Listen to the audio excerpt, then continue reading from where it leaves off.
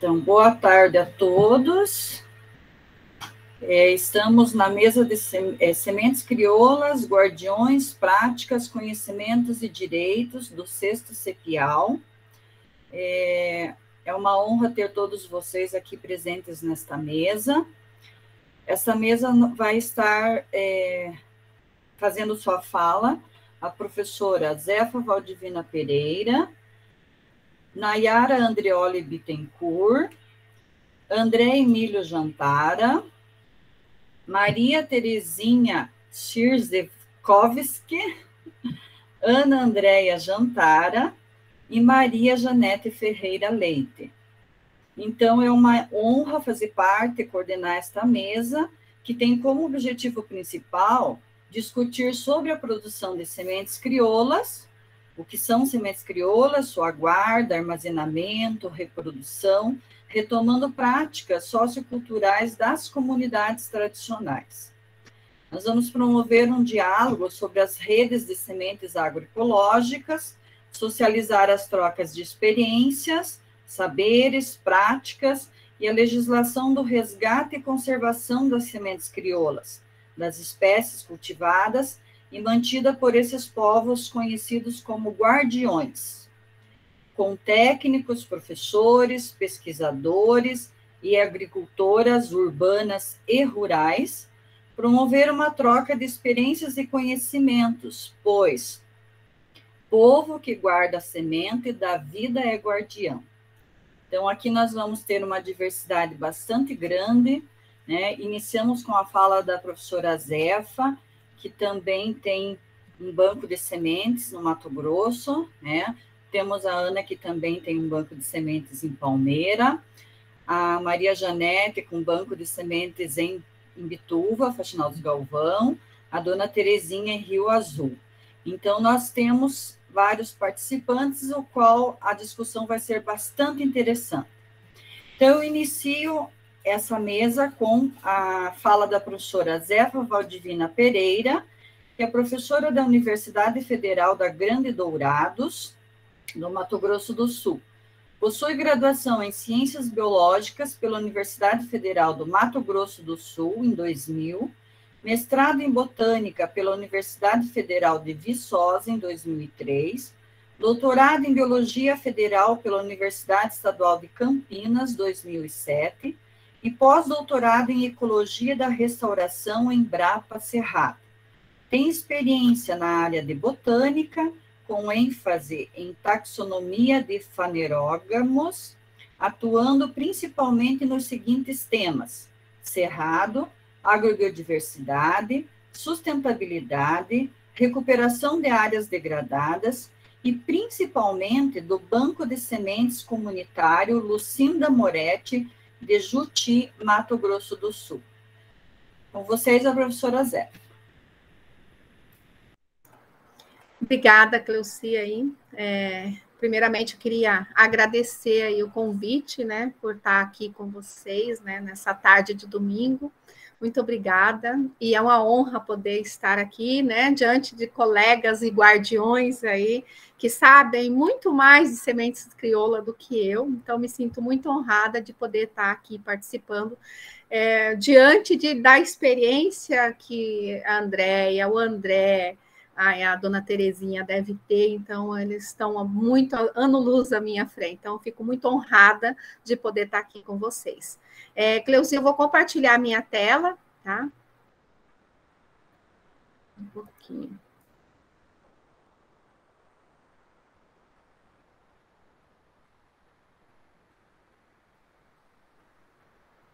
Aí, se você puder falar se está aparecendo. Está sim, professora, tranquilo. Está aparecendo? Tá. Beleza, então, muito obrigada. Então, a ideia hoje aqui é de estar contando um pouquinho das nossas experiências com as sementes crioula aqui no estado do Mato Grosso do Sul. E através daí do resgate, né, do banco de semente. Mas a primeira coisa aqui, o que são, né, as sementes crioulas? Então, as sementes crioulas são aquelas sementes que não tiveram modificação genética ao longo aí do seu percurso. elas têm seleção natural, né? Então, o guardião, ele seleciona os melhores grãos para plantar, mas essa semente, ela não tem modificação genética. Isso é uma característica fundamental para que a semente seja considerada crioulas. E essas sementes crioulas, elas são mais resistentes às condições aonde elas estão adaptadas. Então, ela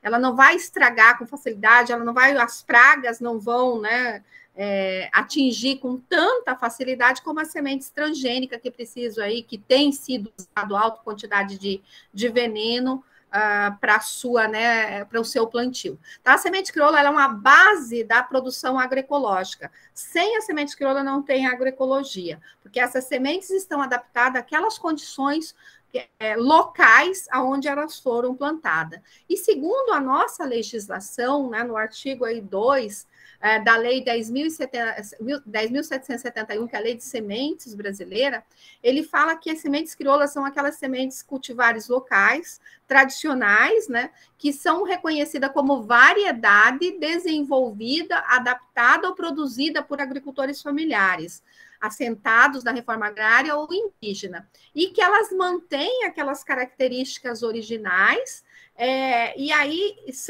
elas são reconhecidas pela comunidade como sendo uma sementes crioula. Então, essa seria a nossa definição que nós temos de sementes crioula. Então, nessas sementes crioula, inclusive, entra a adubação verde, né? Então, a gente pode colocar adubação verde. Hoje, muitas hortaliças estão nesse grupo das sementes crioula. E aqui, né, eu gosto bem de mostrar nessa diversidade de sementes crioulas que nós temos, e essa diversidade de milhos aqui, que eu fico arrepiada só de mostrar, que a partir do ancestral, que era esse, depois, né, o teocinto, aí o dente de burro, que é esse grão aqui, esse aqui é o pezinho dele, a gente tem essa diversidade de milhos que a gente tem hoje. E que, em detrimento do modelo de desenvolvimento econômico que nós vivemos hoje, tudo isso está sendo perdido. Né? Um padrão, só o milho amarelo com tantos grãos lá é o comercial, e os demais que são mais adaptados, menos susceptível a ataque de doença, com boa produção, eles não são esquecidos. Então, não se leva, às vezes, com maior quantidade, inclusive, de nutrientes, de proteína, ele é abandonado naquele padrãozinho que o modelo de desenvolvimento faz com que a gente tenha hoje. Então, esse resgate dessas sementes crioula é algo extremamente importante, né, a fim de manter esse banco de germoplasma, e esse resgate é feito por quem? Por agricultores familiares, por assentado, por quilombola, são aqueles guardiões das sementes, como tem a Andréia aqui, como tem a dona Terezinha, que eu me sinto honrada de estar aqui com elas, nesse evento, né, mostrando a importância de se resgatar essas sementes crioula. E aí agora eu vou falar um pouquinho do meu estado. Então, aqui o Mato Grosso do Sul, as propriedades com menos de 100 hectares representam quase 55%, só um pouquinho, das propriedades dos proprietários, e apenas 2,2% das áreas, né, em termos de área total do estado. Então, veja que é bem pequeno. Os agricultores familiares tradicionais são 22 mil agricultores familiares. Então, em 2% de área do estado, a gente tem essa população aqui. 22 mil agricultores familiares tradicionais, 19 mil agricultores assentados pela reforma agrária, 42 mil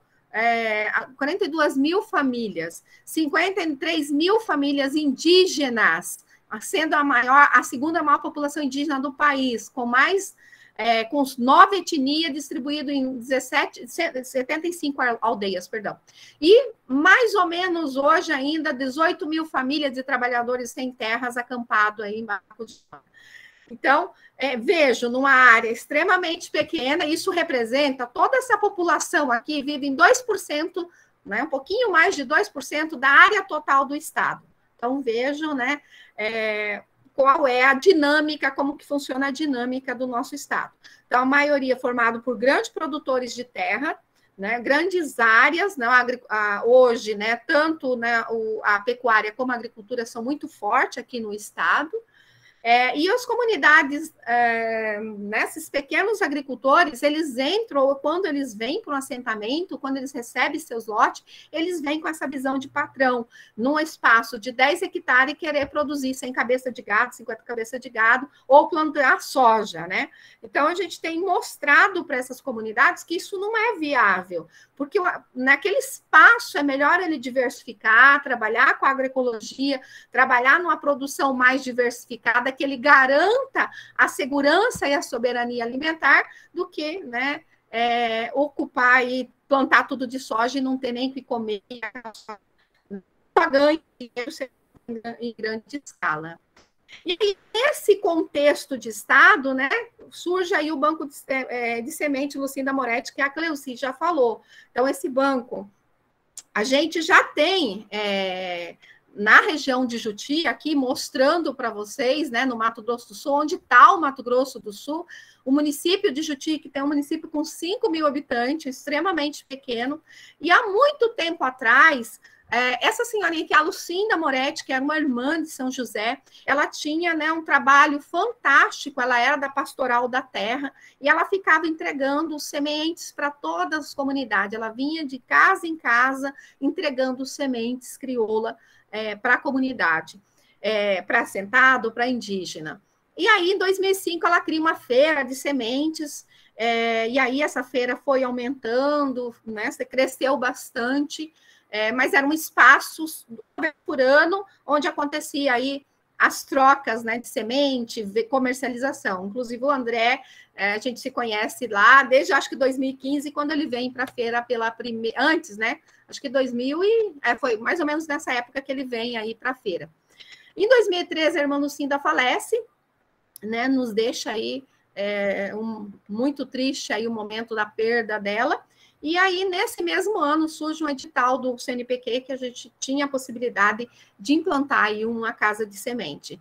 Então, a gente criou o Banco de Semente Lucinda Moretti, aí, 2015 foi a sua inauguração, a gente conseguiu inaugurar em 2015 esse banco. Esse banco é um espaço tanto para a formação quanto para a troca, né, para o empréstimo da semente, para o armazenamento do semente pelos agricultores. Aqui o momento, em 2015, na inauguração, nesse momento que nós tínhamos de semente, e hoje como que ele está, né, com a grande quantidade de semente. Hoje a gente tem mais de 200 variedades de sementes crioula, graças ao apoio do André e da Andréia, aí, do Coletivo Triunfo, que foi um grande fornecedor de sementes crioula para nós, né? Então, aqui um pouco dessa diversidade que nós temos. Então, a gente fala que é um banco de germoplasma aí muito grande. E o espaço, ele serve para formação, né? Então, é um espaço onde a gente tem formação. E aqui, né, falar um pouquinho de alguns aqui, André, vocês aqui, né, que eu acho que é o nosso exemplo aqui no estado, vocês aí, seu Silvestre, né, aqui, né, então são vocês que nos trouxeram e abriu os olhos para muito, né, nessa conservação das sementes crioula, e agradecer, né, aqui também outros guardiões que eu trouxe aqui do estado, que eu considero verdadeiros guardiões, nosso colega também de Marechal Cândido Rondon, que é um grande guardião de semente que nos fornece. Então, a partir dessas pessoas aqui, a gente tem conseguido, né, e desses colegas guardiões de semente aqui, nós temos conseguido aumentar e reproduzir essas sementes e ter no banco para a hora que as pessoas precisam de semente, está lá, ter independência, ele não precisa ir comprar essa semente, está lá, ele só lá pega emprestado, planta, colhe e depois devolve para o banco. Então, essas pessoas aqui são alguns dos guardiões aqui do nosso estado, que em nome dele eu saúdo aqui todos os guardiões, porque são eles que realmente são os responsáveis pela conservação das sementes crioula. Em nome deles, eu só estou usando aqui, né? Eu sou da universidade, então eles são quem realmente faz o trabalho aí de produzir, de guardar essas sementes. Então, a gente precisa valorizar cada vez mais esses nossos guardiões. Aqui, né, outro banco de semente, aqui na aldeia de Dourados. A aldeia de Dourados tem a maior população indígena do estado, mais de 18 mil pessoas morando na periferia do estado.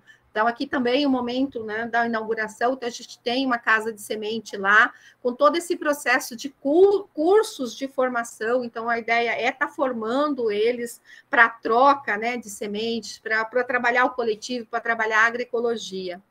Aqui o momento, né, dessas comunidades recebendo semente, muitos eram semente, eles conheciam, mas hoje estão tão modificada a paisagem onde eles vivem, que eles não têm mais, eles perderam muito dessa tradição aí. Aqui é o milho branco, então, quando eles receberam esse milho, eles ficam completamente, ficam assim, de resgatar, né? Eles ficam muito felizes por estar resgatando essa sabedoria que era deles e que está sendo perdida, né? Que em alguns momentos dessa comunidade indígena entrou também, a gente conseguiu inserir a escola, que é um professor cajetano, que é um grande guardião também de semente, é um professor da escola fundamental, que ele tem ensinado esses meninos reproduzir essas sementes e armazenar no banco. Aqui é um outro banco de semente que nós temos na aldeia Teipê, localizado em Carapó, né, na pessoa do Nilton, aqui, outro guardião também,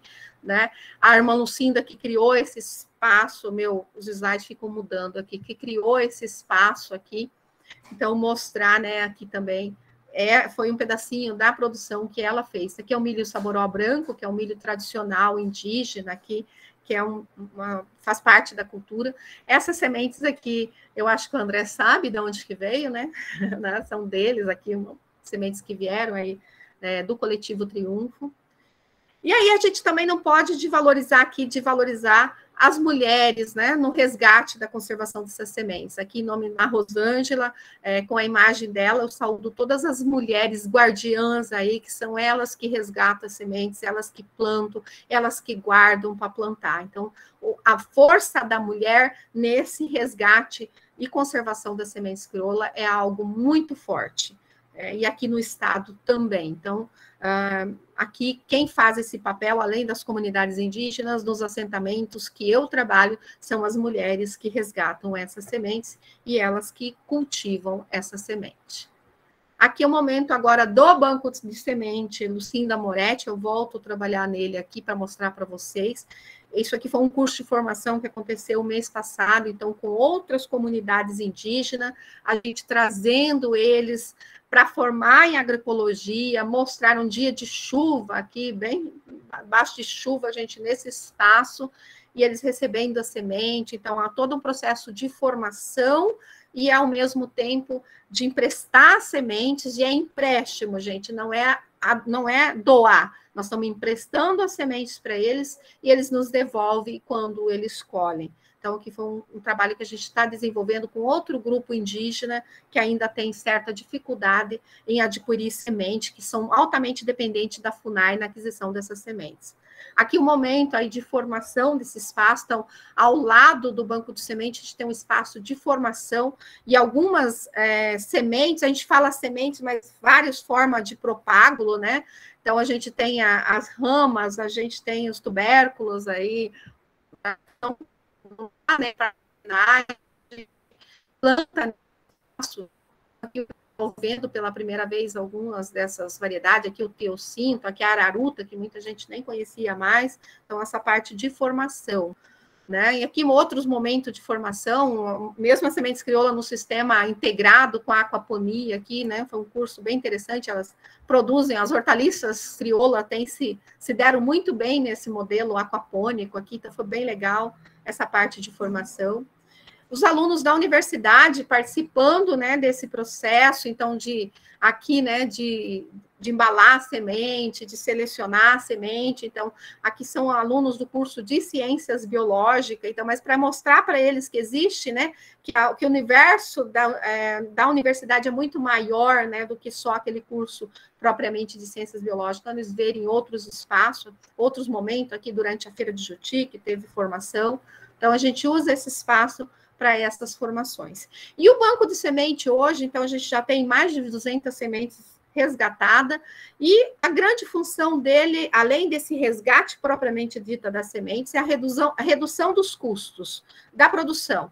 Então, em média, aí, um saco de 20 quilos de milho deve estar mais de R$800 de milho de semente. Assim, não, ele não precisa comprar essa semente, ele vai lá, pega emprestado, planta, a hora que ele colhe, ele devolve aí o que ele pegou e uma quantia a mais para manter o banco de semente funcionando. Então, aqui eu vou mostrar agora para vocês algumas dessas variedades que a gente tem resgatado e que a gente tem disponível no banco de sementes, graças também a essas parcerias que eu não canso de falar, porque se não fossem os nossos parceiros, a gente não conseguia chegar onde a gente está hoje. Né? Esse aqui, como eu falei, é o milho tradicional indígena, que é o milho saboró branco, mas esses aqui são todos saboró preto, sabor amarelo, aqui tem outro milho preto boliviano, aqui é o Azteca da Palha Roxa. Então, são milhos lindíssimos, com propriedades incríveis aí, nutricionais, que merecem, né, a nossa dedicação. Nós precisamos estudar mais, e esses milhos precisam voltar para o mercado. E por que as compras institucionais para os indígenas, para os assentados, mandam sementes transgênicas. Aí a semente transgênica não dá para plantar no solo degradado, ele precisa de alta quantidade de insumo, alta quantidade de veneno, mas não, dão aquelas sementes. Então, a gente tem que mudar essa mentalidade dos nossos gestores para que utilizem sementes crioulo. Elas são mais resistentes, são tão produtivas quanto, né, não perde aí para uma... E tem mais valor nutricional aí, se a gente estiver pensando em segurança e soberania alimentar.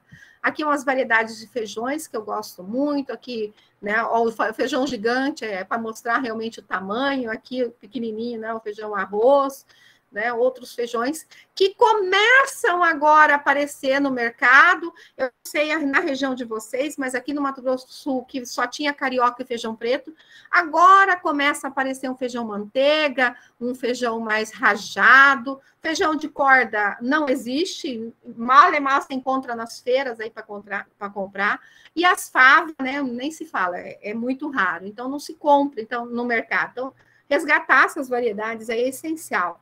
Essa variedade veio aí do Coletivo Triunfo, eu acho ela linda, aqui está o pé dela, então é uma variedade fantástica. A fava vermelha também é muito bonita, muita matéria orgânica, então para quem está trabalhando com agroecologia, seja para... que seja só para matéria orgânica também, ela é com bastante matéria orgânica. Ou a fava rajada preta também, né? Eu tenho um sítio e plantei isso aqui no meu sítio, virou um matagal lá, muito lindo. E eu resgatando essas sementes. As batatas, né? Cará, caramuela, né? A araruta, então são variedades aí que a gente tem resgatado também. Então, um cará aqui esse cará é um cará roxo, é esse aqui, que está vendo bem no cantinho, ele é arroxado.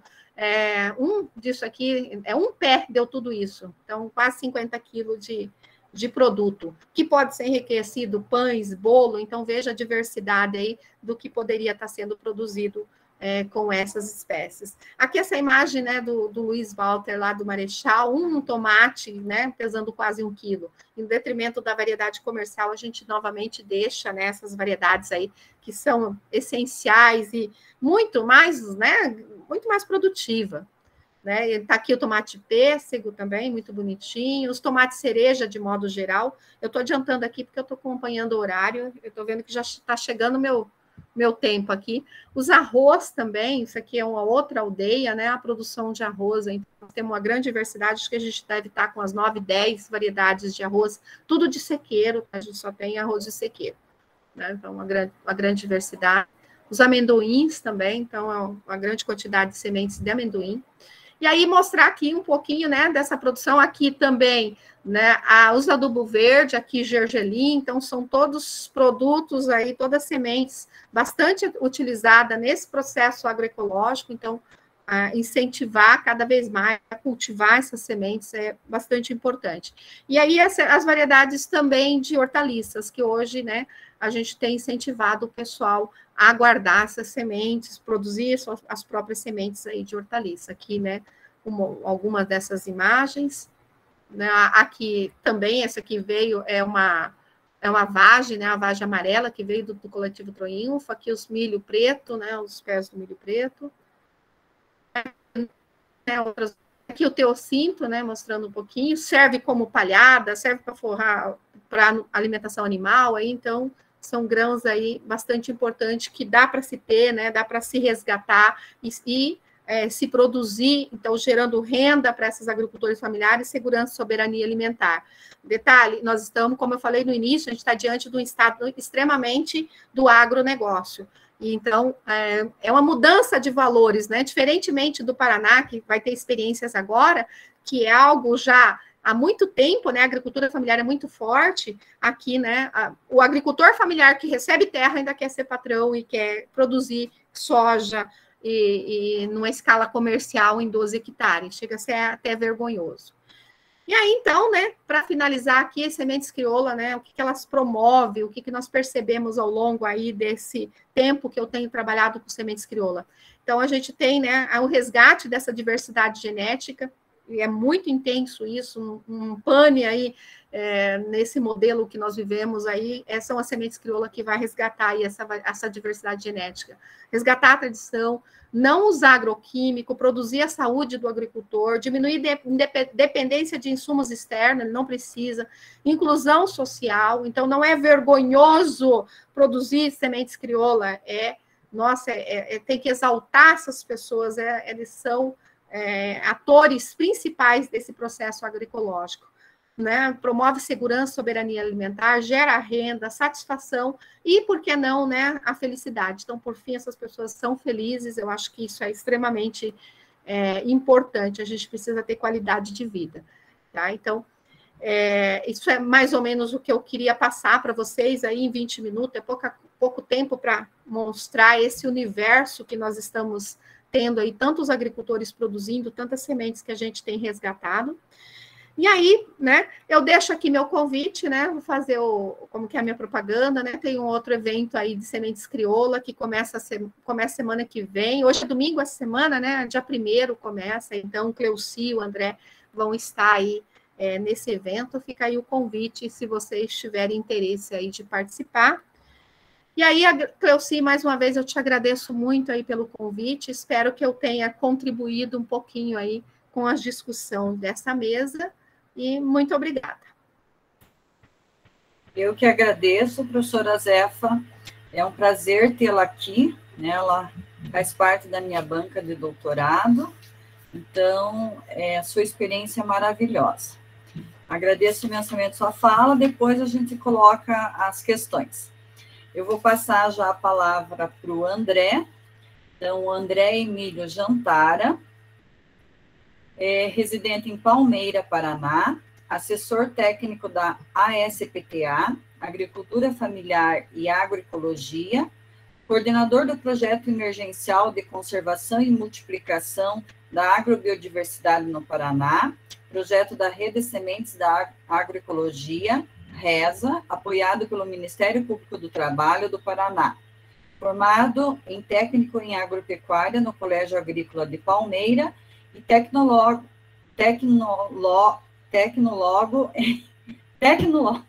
não vai ser, em gestão ambiental, cursando pós-graduação em gestão ambiental e sustentabilidade. E também ele faz parte muito importante do nosso grupo coletivo Triunfo, né?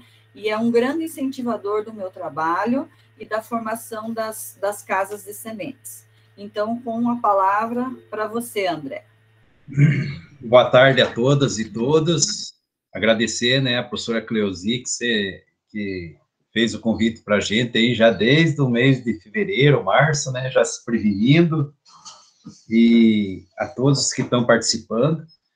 E para nós é gratificante, né, estar mais esse momento junto, né, podendo transmitir um pouco do trabalho que a gente tem feito aqui na nossa região. E também escutar a professora Zefa, né, os avanços que vai acontecendo, né, a professora Zefa, quando mencionou ali, acho que antes de eu começar, a gente se conheceu meio que por acaso, né, porque estava tendo o Agroecol, e o convite era estendido mais para o pessoal da Paraíba, para o Emanuel, que é nosso colega, e o Emanuel não poderia estar presente, e sugeriu o nosso nome, e aí a gente entrou em contato com a professora Zefa. Na época, eu lembro que eu levei o seu Silvestre junto, né? E fomos até Dourados, lá na universidade, participamos. e já saímos de lá com o convite feito para participar da feira em Juti. Eu não lembro, professora, se é 2015 ou 2016, a primeira feira que a gente foi aí. Só sei que a gente já se apaixonou e todo ano a gente está lá, né? E eu já estendo aí, nós tivemos aí um mês atrás com o professor Azé, pensando no, se a pandemia der uma trégua, que a gente retorne às feiras ano que vem, que seja realizado, né? A gente já se coloca também como coletivo, como a SPTA, em ajudar eles a organizar lá também, porque eu acho que já faz parte do nosso calendário, né? Das feiras. E já deixa o convite estendido para vocês não vão se arrepender de conhecer a história, visitar o banco, é muito, muito bonito, e é uma, assim, é uma coisa que reflete, né, no que a gente vai estar falando daqui a pouco, né, desse trabalho das sementes crioula, né. A irmã, né, pegava a garrafinha de sementes, saía distribuir todo dia, né, felizmente, né, um acidente tirou a vida dela, mas ela fazia o trabalho que muitos deveriam fazer e às vezes tem essa oportunidade e não consegue fazer. Então, acho que as histórias, elas puxam muito e elas trazem muito essa sabedoria, né, do que é uma semente crioula, ou como que a gente deve cuidar dela, né, porque desde nós também somos uma semente, né. Eu vou tentar ver se eu consigo aqui, eu não sou muito prático, mas vou tentar ver se eu consigo compartilhar aqui minha apresentação, vamos ver se vai dar.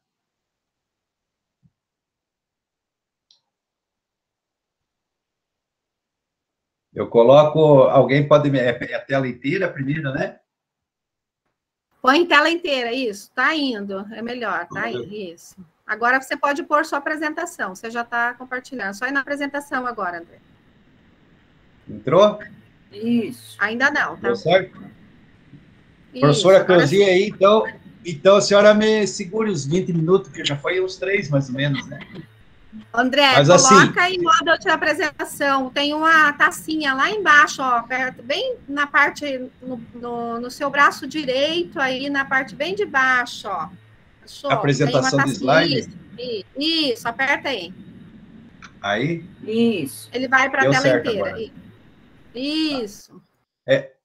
Então, eu uso muito essa foto, às vezes, na abertura, assim, eu tentei montar uma apresentação um pouco mais no foco que a gente também teve no seminário há pouco tempo, mas a gente mostrar um pouquinho da nossa diversidade que a gente tem, né, como pegando aqui a região centro-sul do Paraná, ainda tem muitas variedades crioulas de milho, puras, né, e livre de transgênico. Então, cada visita que, às vezes, eu faço aí no agricultor, eu vou tirando uma espiga e vou trazendo e guardando no escritório, para o mostruário, né, e sempre a gente está trazendo uma amostra para fazer o teste da transgenia, mas vocês vejam, né, essa mandala que a gente fez ali, algumas visitas, e todos são variedades diferentes, né.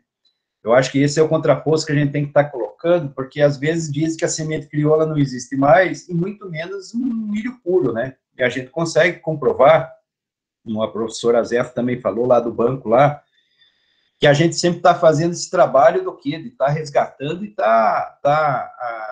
multiplicando e partilhando, né? Então, a semente crioula, ela é legal, amparada por lei, e ela existe ainda na mão das famílias, né?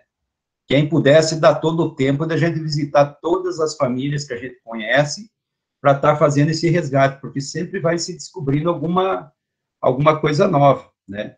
Nesse projeto emergencial que a gente está junto com, né, com nossa rede de sementes da agroecologia, a gente trouxe um milho cunha, que não se via mais falar há vários anos, né?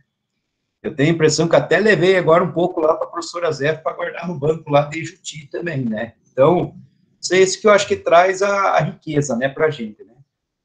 Mas aí, se a gente não tem também um trabalho de base, é a questão da contaminação pelos transgênicos. Então, isso é um desafio que nós enfrentamos dia a dia, né, nessa questão da contaminação. Então, a gente tem um protocolo aqui desde 2005, que se já discutia com a criação de um grupo do Milho é Nosso, né, depois a gente foi aperfeiçoando um pouco mais esse grupo, mas antes da liberação, a preocupação quando liberasse, como é que ia conter, né, para não ter a contaminação do milho.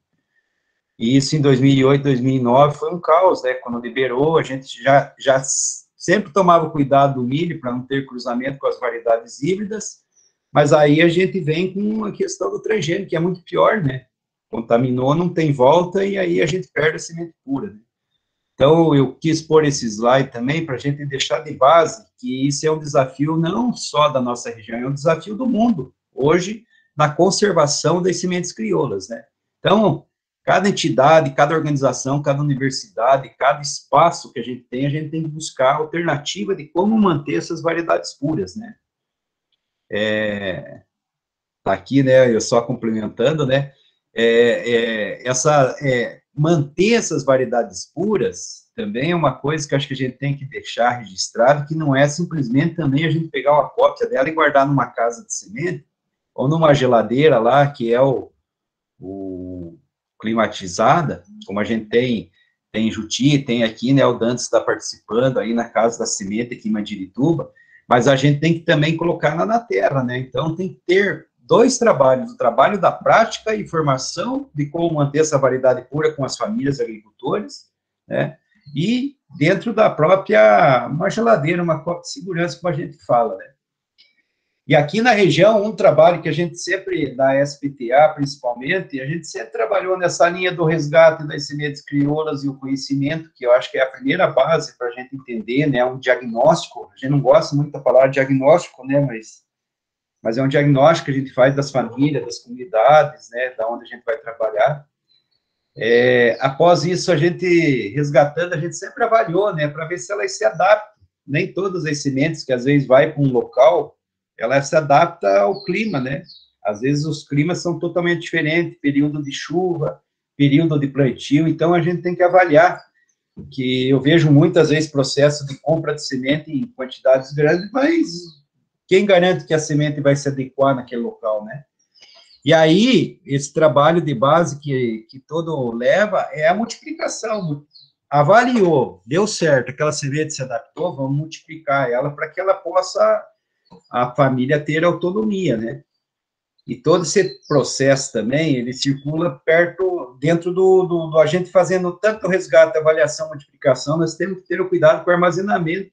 O Dantas, agora nós tivemos essa semana junto, e a preocupação sempre é o armazenamento da semente, né? Até tem uma pergunta que ele colocou ali depois para a gente ver também, né? Como que é feita uma limpeza, o armazenamento da semente, né? Então, cada caso é um caso.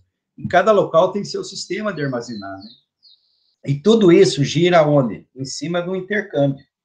Eu acho que o conhecimento mesmo das sementes, ela vem dentro de uma feira, dentro de uma festa da semente, dentro de um banco de semente, e o principal, dentro do trabalho que é realizado pelas famílias guardiãs, né? A gente adotou esse nome já há uns 2 anos, num grupo aí, porque, na verdade, é a família que é guardiã, né? Não é o homem, não é a mulher, né? É a família, porque todo mundo está ali armazenando, guardando um tipo de semente, seja do milho, seja no feijão, seja de uma hortaliça, de uma erva medicinal, de uma frutífera, né? Então, são coisas que a gente, eu acho que tem que considerar uma família, né? Que forma todo esse trabalho de guardiã, né?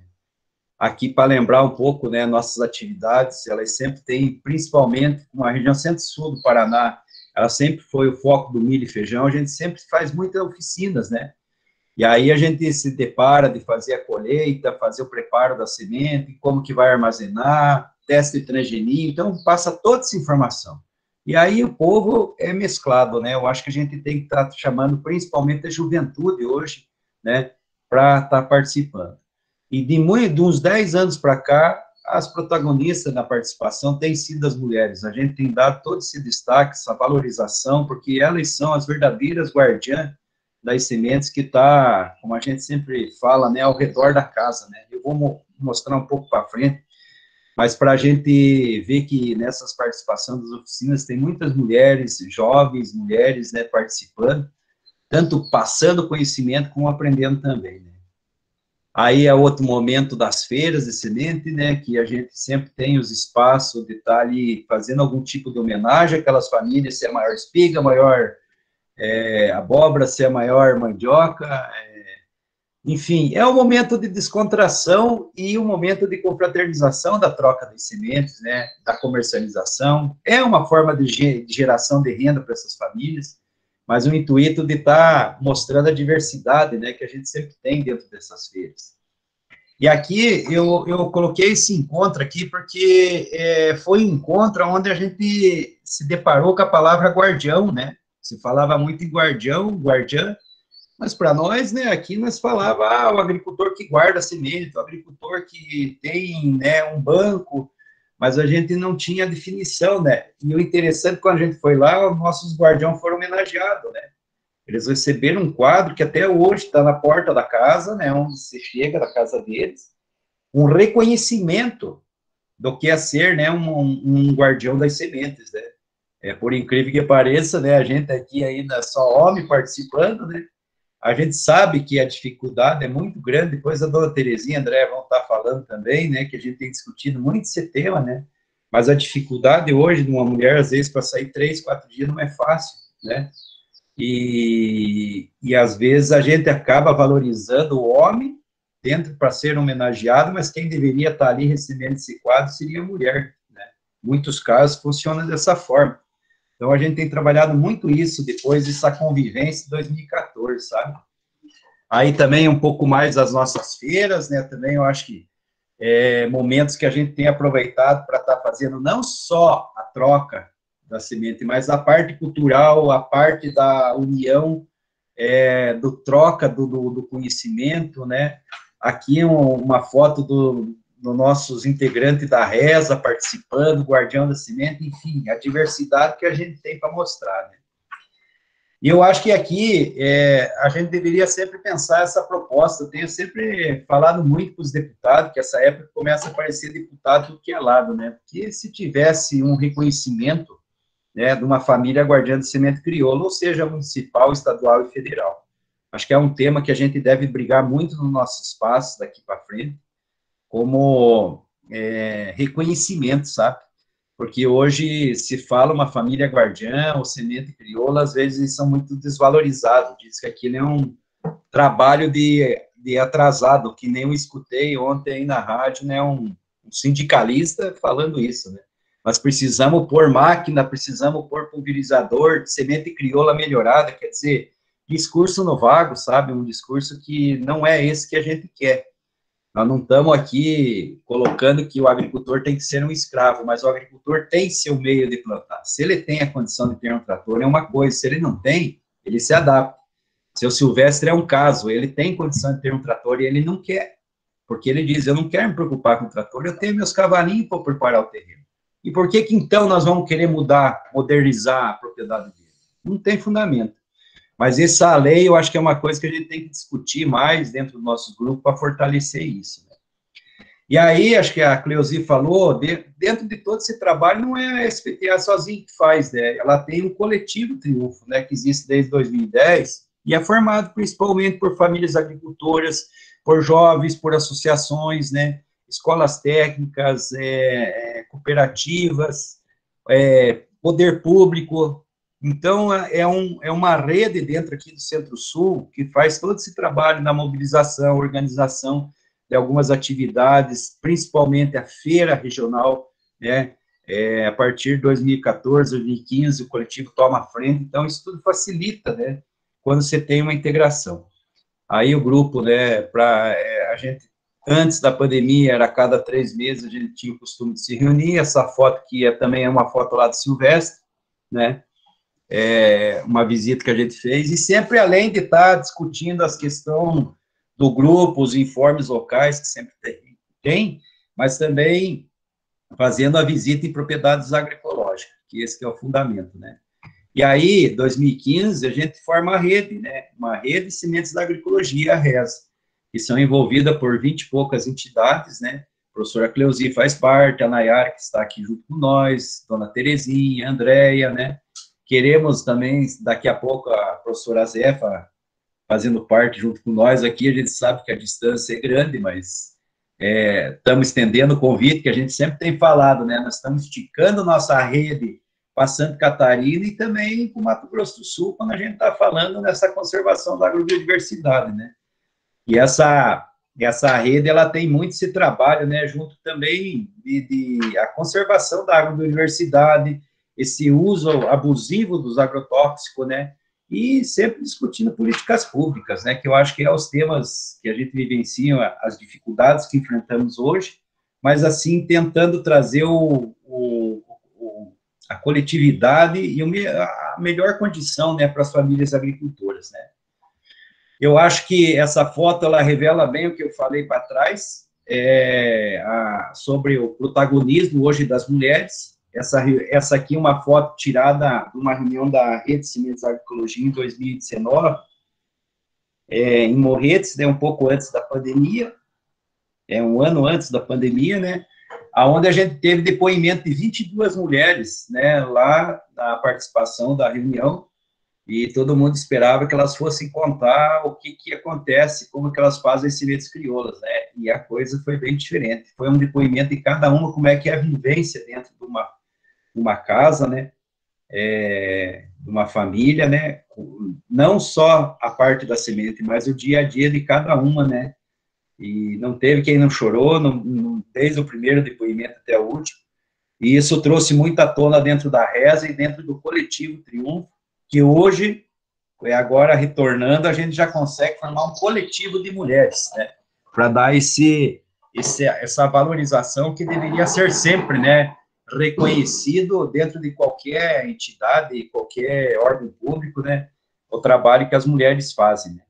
Então, acho que tudo isso fortalece muito mais o conhecimento da diversidade que está junto com essas mulheres, e principalmente na produção do alimento saudável que vai todo dia para a nossa mesa, né? Que a gente sempre, cada um tem um costume de falar, nós dizemos aqui ao redor da casa, outros falam os quintais produtivos, mas é ao todo da propriedade rural, né? Acho que o momento também de alegria nosso foi em 2015, quando a gente inaugura a Casa da Semente, em 2016, né, e formaliza mesmo o grupo da Reza, né, se dá o nome de Reza, né, Rede de Sementes da Agroecologia. Acho que nessa época a Nayara ainda não fazia parte junto com nós, mas já estava quase chegando, né, para se integrar também, tanto a rede, como também o apoio que ela tem dado tanto para o Estado aqui, né, nessa questão dos direitos, né, das famílias agricultoras, né. Aqui é uma casa de semente que a gente sempre também tem visitado quando dá, fica em dois vizinhos, né, da família da dona Vilma e seu Isaac. São um casal de 70 anos, né, mas é uma diversidade imensa que você tem das sementes, aí, ó, para vocês verem no banco deles, e eles tocam sozinho, né, a propriedade, e a gente sempre fica na preocupação, né, como que a gente faz um banco desse, sempre está circulando essa semente, além de armazenado, mas como que a gente faz para que alguém sempre vá assumindo essa responsabilidade de novos bancos, né, e que não se perca essa diversidade que você tem, né, porque, como eu falei, o banco, ele serve para nós ter a garantia, mas ele precisa também ir a campo, né. Aqui também, né, não posso deixar de falar da minha esposa, né, porque se dedicou, né, depois ela vai estar contando, né, mas o banco que ela já começa a fazer dentro da própria casa, né, o espaço que vai achando, com a diversidade que você tem no quintal, né, eu não vou dar os detalhes, porque vou deixar que ela conte depois também um pouco, mas, assim, nós temos também trabalhado muito isso, incentivar que se forme também os bancos de sementes urbanos, né. Hoje a gente tem visto muito se falar em hortas urbanas, hortas comunitárias, né, e a gente tem incentivado alguns grupos aqui na nossa região já a fazer ter seu banco de semente, né, urbano, mas também ter, né, uma produção mais diversificada dentro da cidade, aproveitando esses pequenos espaços, né. Aqui também, né, o modo aí que a Andréa guarda através usando geladeira para armazenar, né. Ainda bem que, como a carne está cara, daí guarda a semente no lugar da carne, então a geladeira sempre tem mais espaço agora. E aqui também um sonho do coletivo, que foi a inauguração, né, em 2019, né, que a gente foi o ano 2018, essa aqui é de 2018, né, nós estávamos fazendo dia 1º de dezembro, 3 anos da casa, uma casa coletiva das sementes crioulas, né, onde a gente juntou alguns parceiros, como a Universidade Federal de Matinhos, a Prefeitura de Fernandes Pinheiro, o próprio Coletivo Triunfo, né, a própria Reza, e se forma um banco, né, de sementes também, para que possa servir tanto a nossa região como outras famílias, e como a professora disse, muitas dessas sementes saíram desse banco para ir servir outro banco lá em Juti, né? Então, a intenção dos bancos é esse, né? Falta num, pode superar e pode estar ajudando no outro, né? Como também é um banco que é acessível, está recebendo semente das famílias, né? Aqui o banco também por dentro, né, com as sementes. E aqui a gente também, dentro das famílias que a gente trabalha, né? Eu acho que essa riqueza que tem aqui desse armazenamento das sementes da família, né? Esse agricultor é um agricultor de Porto União, gosto muito dele, do exemplo que ele dá, da forma que vocês olham o paiol dele tudo bagunçado, mas vai lá, não tem um caruncho dentro daquela semente. E aí a gente pergunta, como é que o senhor consegue fazer se é tudo agroecológico, né? E aí, assim, ele usa muito sistema do tipo da lua que ele vai plantar, a lua que ele colhe, que não tem problema de caruncho, não tem problema disso. Quer dizer, são as técnicas que nós não temos domínio, mas as famílias têm, né? Que outro agricultor no assentamento aí de Santa Catarina também guardando os vitrinhos. A gente até brincou, só faltou tirar o rótulo da Coca-Cola, né? Mas são sistemas que a garrafa PET, por mais que às vezes ela seja uma coisa que complica, né, o meio ambiente, mas para armazenar semente, acho que foi uma das melhores coisas que inventaram, né? E tudo isso que eu falei se forma no quê, né? Uma formação numa rede de guardiões e guardiãs de sementes crioula, né? Que tenha semente em abundância, que possa estar servindo todo mundo, possa estar fazendo troca, comercializando, servindo aqueles lugares, às vezes, onde não tem semente, como a gente recebe de muitos estados, mas fortalecendo, né, o quê? A agroecologia e ter a autonomia de ter sua própria semente. Né? Aqui eu só vou, né, o projeto emergencial, só quero dar uma pincelada, foi um projeto que veio para suprir a necessidade das feiras, quando foi cancelado em 2020, né? Nós se reunimos, né, junto com o pessoal da RES e apresentamos uma proposta, e a proposta foi aprovada, e é uma proposta de um projeto muito ambicioso, onde a gente conseguiu servir mais de 5.000 famílias, né, que receberam sementes de diversas espécies, entre cereais, hortaliças e mudas, né, e o interessante é que sempre dando a valorização na hora da comercialização pelas mulheres, né, então, isso reflete bem essa extensão que a gente tem feito e a valorização mesmo da guardiã de semente, né. E acho que a gente tem que deixar, como a gente falou também, né, essa questão das leis municipais de proteção às sementes crioulas, né, é uma coisa que a gente tem que estar batalhando uma hora e outra, a gente tem que ter alguma coisa de amparo. A gente vê muito falar em desvalorizar a nossa semente crioula e querer semente crioula melhorada, e aí, quando pega melhorada, já vai pegar uma empresarial, né. Eu acho que uma segunda coisa é voltar, né, a gente buscar de novo esses programas de compra direta, como sempre tiveram do governo, e pensar localmente, às vezes, por prefeituras também, sabe? Que eu acho que isso vale a pena, em cada município a gente está cutucando ao secretário da Agricultura. Nós temos experiências que deram certo aqui, mas elas não vão à frente, às vezes, por falta de incentivo mesmo, ou alguém que vá lá e esteja fazendo, né, nós, como a SPTA, a gente não tem perna para atender todo mundo, mas são coisas que já tem brecha, então acho que vale a pena a gente sempre pensar nisso, e não só municipal, estadual e federal. E acho que, com a Juti, foi reconhecido, né, o calendário estadual, né, da Feira de Juti, eu acho que esse reconhecimento deveria ter também, tanto nos municípios como no estado, né.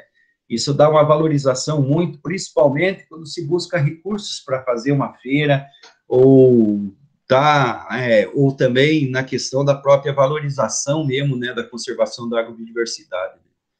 Aqui, alguns ganhos que a gente teve com o projeto também, está dentro do Instituto Federal, hoje, uma estufa germinadora para a gente ter garantia das sementes, né, isso vem através do projeto do Ministério Público, e é uma coisa que a gente não tinha condição, então o projeto também vem a beneficiar, e não só quem que está recebendo a semente, mas sim estudantes que vão estar fazendo material didático dentro desse laboratório, né.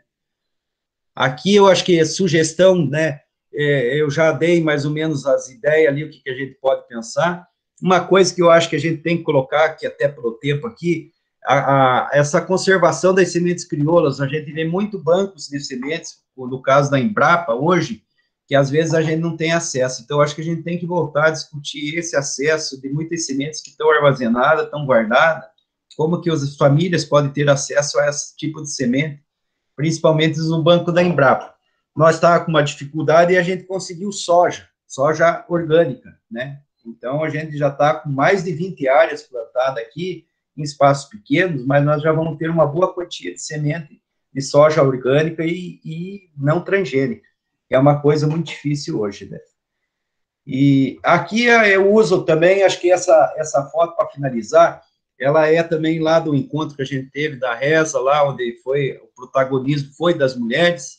Vocês podem até perceber que na foto são muito mais mulheres, mas a gente aqui também envolveu, trouxe os deputados que tem na linha da agroecologia para participar, né? Foram 3 deputados presencialmente e um assessor de um 4º deputado, aonde a gente reivindicou também as nossas causas, sabe?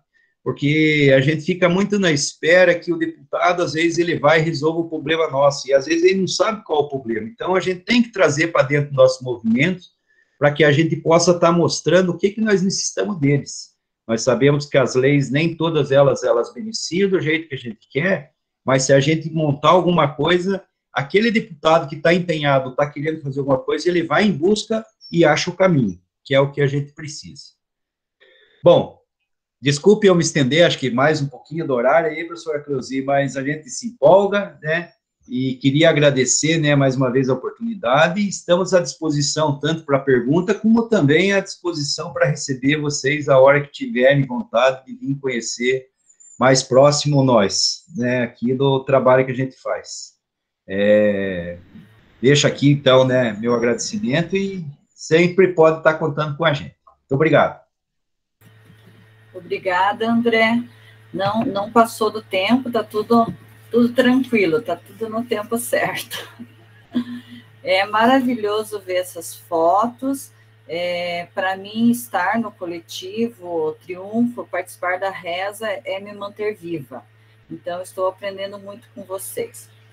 Eu passo a palavra agora para Nayara Andrioli Bittencourt, doutoranda e mestre em Direitos Humanos e Democracia pelo Programa de Pós-Graduação em Direito da Universidade Federal do Paraná, advogada na Organização de Direitos Humanos Terra de Direitos, da Reza, no eixo de Biodiversidade e Soberania Alimentar. Integra o NIFIL, Núcleo de Estudos Filosóficos do Programa de Pós-Graduação de Direito da Universidade Federal do Paraná. É coordenadora administrativa do Centro de Formação Milton Santos Lorenzo Milani, professora convidada da pós-graduação em Direito Constitucional e Democracia da Universidade Positivo e da pós-graduação da Academia Brasileira de Direito Constitucional, colunista mensal do jornal Brasil de Fato, e participou da fundação do projeto de Promotoras Legais Populares de Curitiba e região. Com você, Nayara. Boa tarde. Obrigada, Cleusi, pelo convite. Tem que até, você me lembrou que eu tenho que atualizar esse slide aí, que tem muita informação já velha. Então, fico muito feliz e honrada de estar aqui hoje, nessa tarde com vocês, saudando também a professora Zefa, que eu não conhecia, um prazer conhecê-la, André e Andréia, que já são companheiros de longa data, né? Quanto tempo, e Terezinha, que também está por aqui, vi vários companheiros, Manuel, enfim, que compartilham um pouco desse momento conosco. Eu também vou compartilhar uma apresentação, só um minuto para eu ver se eu consigo aqui.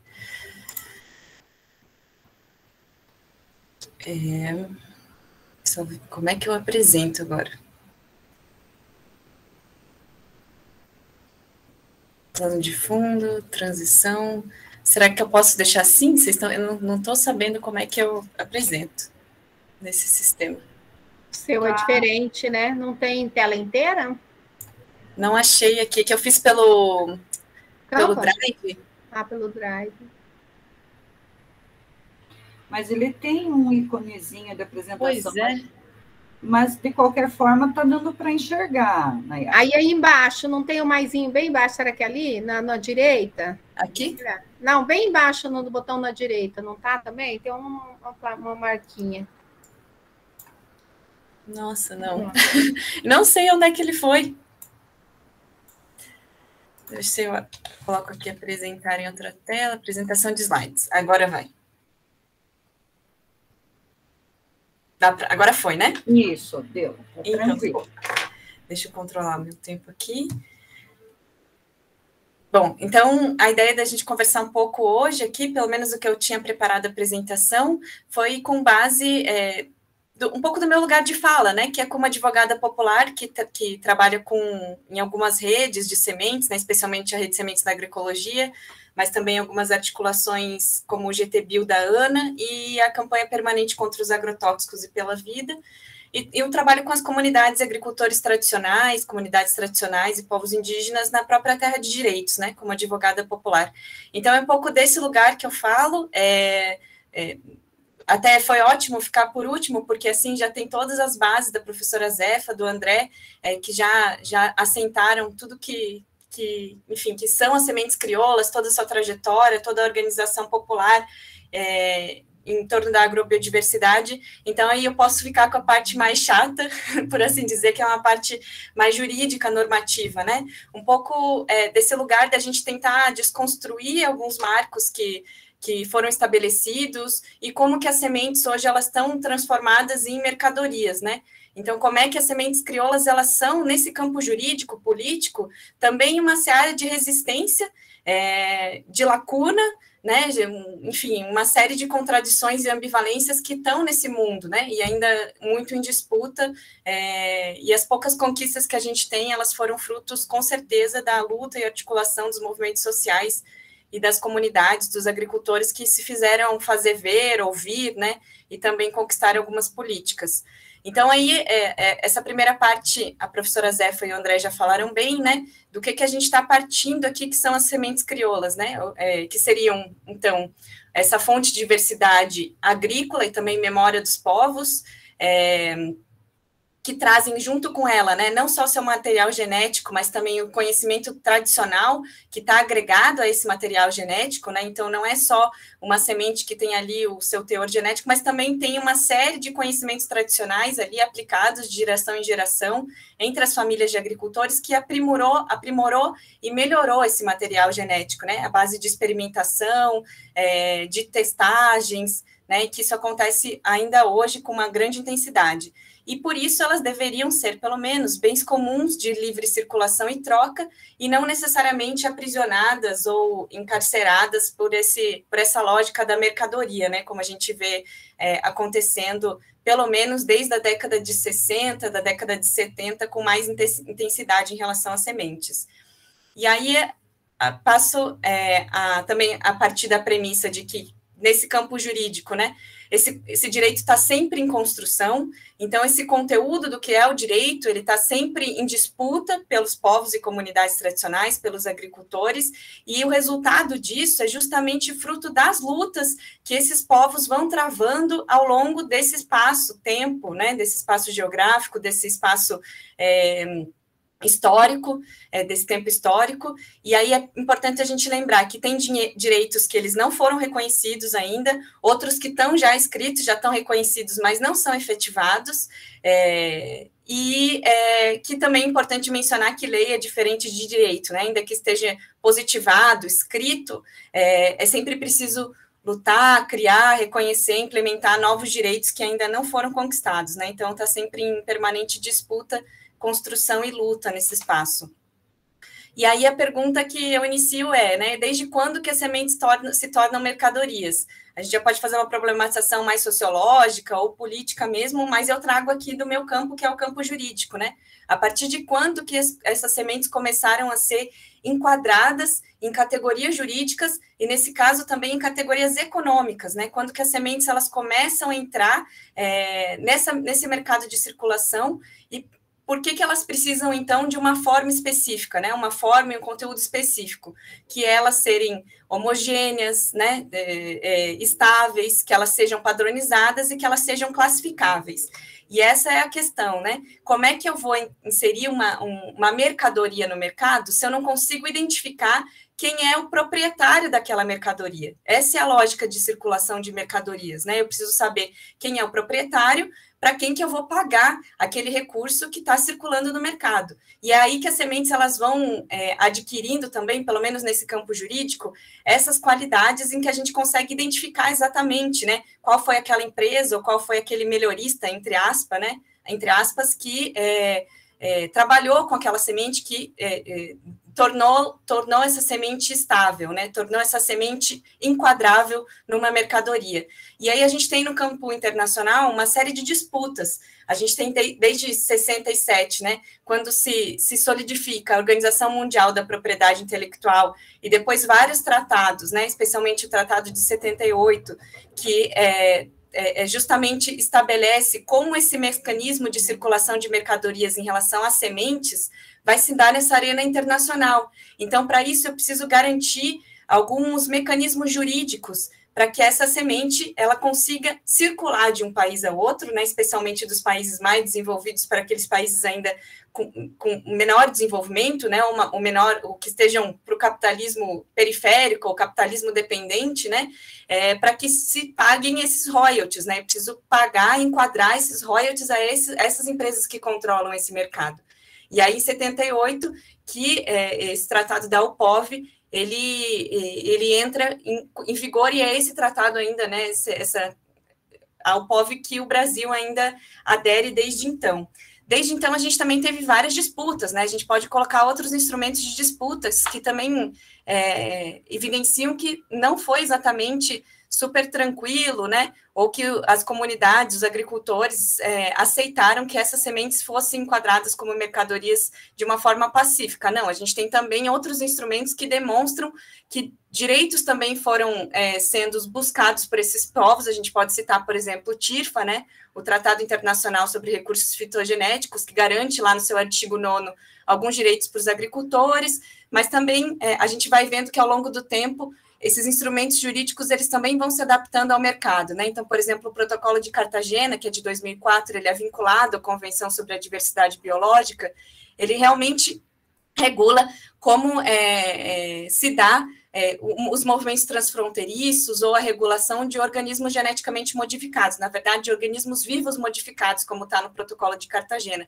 Então, se vê que tem um avanço do mercado, né, e da economia, dessas inovações tecnológicas do capitalismo, são próprias do capitalismo, e esses mecanismos jurídicos, eles vão tentando correr atrás para justamente garantir a esses proprietários que essas mercadorias circulem com alguma segurança ao seu retorno financeiro, né? E aí que está sempre as sementes crioulas, elas sempre estão nessa lacuna, elas sempre estão nessa disputa, elas sempre estão nessa resistência não só física no espaço, né, em relação à contaminação genética, em relação à perda da agrobiodiversidade, mas também nesse espaço de disputa jurídica, né? Que espaço é esse que estão as sementes crioulas? E aí, para a gente lembrar quem que controla esse mercado, né? A gente pode mencionar, por exemplo, as Big Four, né, que são essas 4 grandes empresas que controlam a maior parte do mercado internacional de sementes e também de agrotóxicos, né, nesse sentido bem casado. Então, 65% da venda de sementes no mundo são controlados por essas 4 empresas, que são a Bayer e a Monsanto, né, unificadas, a Dow e a DuPont e a Pioneer, que virou a Corteva, né, a Syngenta e a Xinchina, também uma mesma empresa, e a BASF em 4º lugar. Então, todas essas empresas que vão se fundindo, né, e se reorganizando no mercado internacional justamente para ampliar e diminuir a sua concorrência nesse mercado internacional de sementes. Então, esse é o tamanho da monta, né, que os agricultores tradicionais estão fazendo, os camponeses, né, estão fazendo enfrentamento no capitalismo. Então, é algo realmente muito grande. E aí, para a gente lembrar um pouco como é que esse mercado tem sido dominado no Brasil, por exemplo, o pacote tecnológico de liberação de sementes modificadas, né, sementes transgênicas, então a gente tem uma constante, né, a garantia das sementes híbridas, depois elas transgênicas. Hoje a gente já tem novas tecnologias que vão para além dos transgênicos, né, de alteração genética, que a gente nem consegue rastrear, né, com gene drives, enfim, impulsores genéticos, né, que tem sido chamado. Mas hoje, das 94 variedades de plantas transgênicas que estão liberadas pela Comissão Técnica Nacional de Biossegurança, CTN-Bio, 72 elas são modificadas justamente para tolerar algum tipo de herbicida, algum tipo de agrotóxico. E a gente percebe nisso, né, como essa expansão do mercado e desses próprios mecanismos jurídicos internacionais, como a gente tem reduzido a nossa diversidade. E por isso a importância gigante desse enfrentamento de resistência dos agricultores e das sementes crioulas. Aí, por exemplo, é só para a gente ter um gráfico básico, e na verdade esses dados estão um pouquinho desatualizados, eles são de alguns meses atrás, eu não fiz o levantamento agora, mas já não mudou muito desse cenário, né? Que a maior parte das sementes transgênicas hoje pertence justamente a essas grandes, liberadas no Brasil, pertencem a essas grandes empresas. Então, por exemplo, só a Monsanto e a Bayer são responsáveis pelas patentes de 40 dessas variedades que eu falei transgênicas no Brasil, né? Então, esse gráfico é pequeno mesmo, né? Ele tem a Futuragene, por exemplo, a TMG com uma variedade transgênica liberada, e essas grandes outras empresas têm 40, 29, 13, 3, né? É bastante diferença. E a Embrapa tem 2. E aí, eu falei um pouco do cenário internacional, mas no cenário do marco jurídico nacional, a gente percebe também como, ao longo, pelo menos desde a Constituição Federal de 88, que eu vou usar como marco, para a gente não ir lá atrás, né, por exemplo, na primeira lei de sementes, que é de 65, mas também como a partir desse marco, a gente também vai tendo várias legislações que vão garantindo essa segurança para o proprietário das sementes, né, dessa semente no mercado.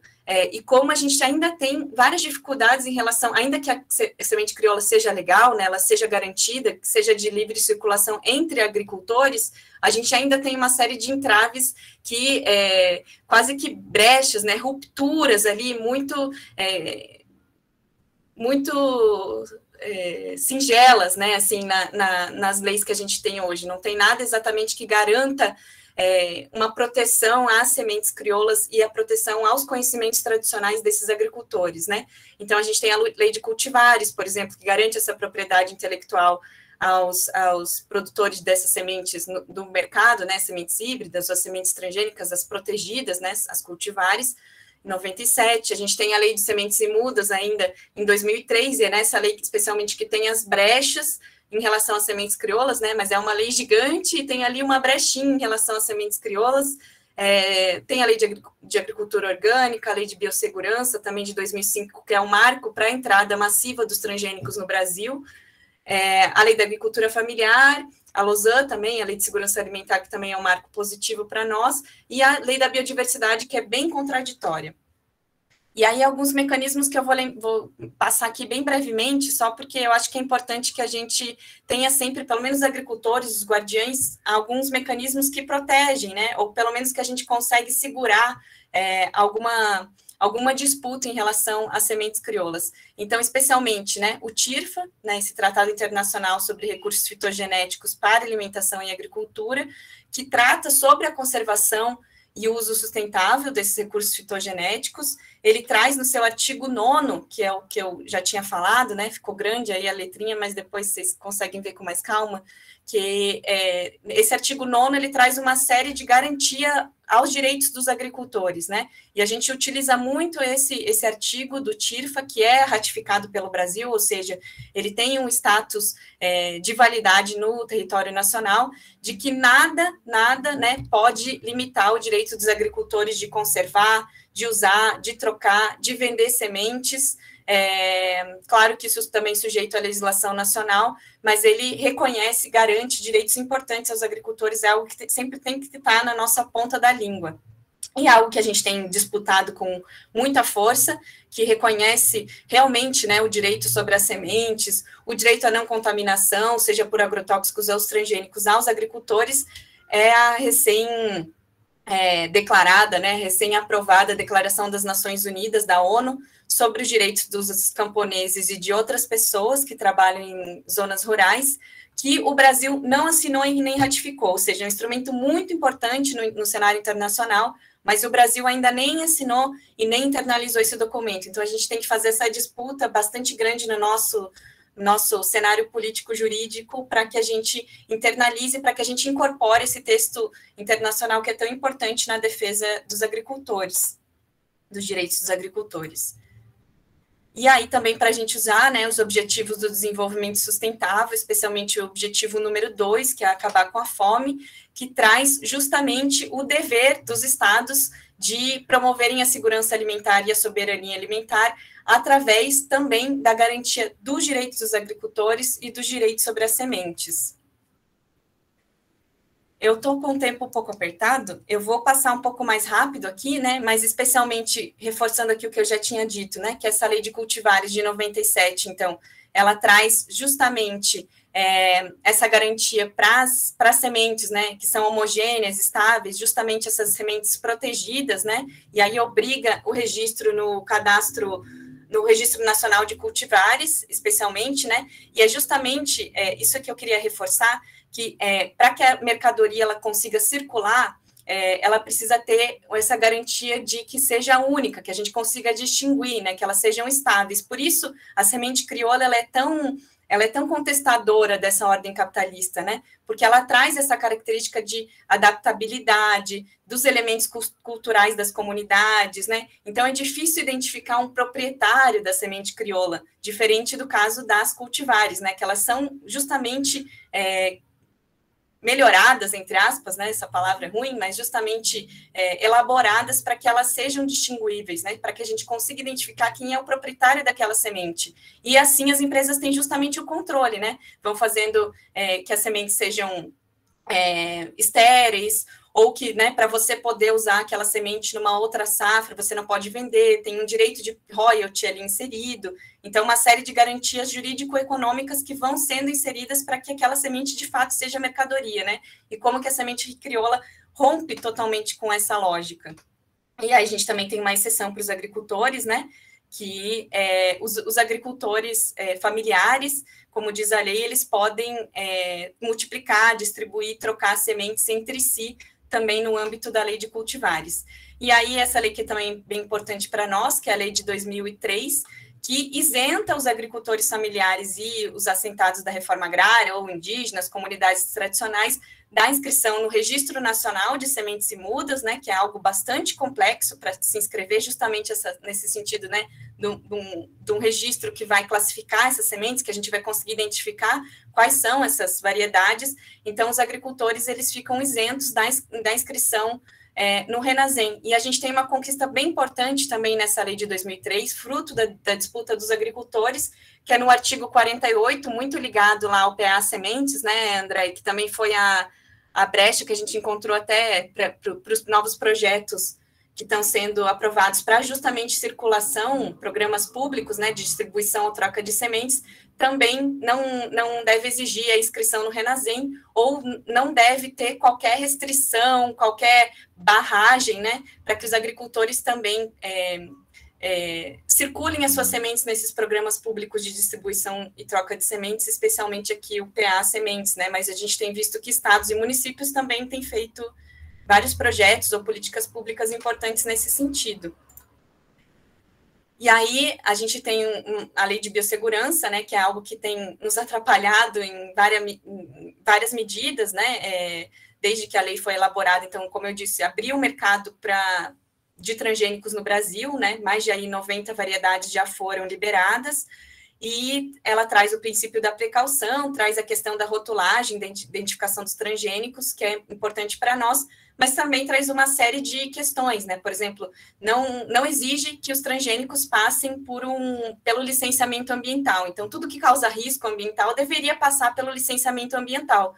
Curiosamente, os transgênicos não. Então, é algo, inclusive, que está sendo discutido no Supremo Tribunal Federal, se os transgênicos deveriam obrigatoriamente passar ou não por licenciamento ambiental, o que a gente defende, claro, né? Porque a gente teria, assim, uma análise mais precisa dos riscos que esses transgênicos, né, esses OGMs causam no meio ambiente. E aí a gente tem, o André também já falou um pouco disso, né?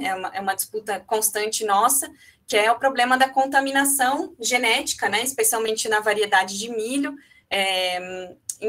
de transgênicos em relação a sementes não transgênicas, né? Ou as sementes crioulas. E aí também ressaltando uma batalha longa judicial que está se travando sobre isso, né? Em 2007 já foi ajuizada a primeira ação civil pública pela SPTA, pela Terra de Direitos, pela Associação Nacional de Pequenos Agricultores, né? O André tá aí, não me deixa mentir, mas que questionando essa primeira liberação do milho transgênico no Brasil, que se deu sem os devidos estudos. Hoje a gente já tem várias variedades, né, liberadas desde 2007, mas também uma outra ação em 2009 que questiona hoje a regra de barreira ou de coexistência que se tem que ter no plantio de transgênico em relação ao não transgênico, né?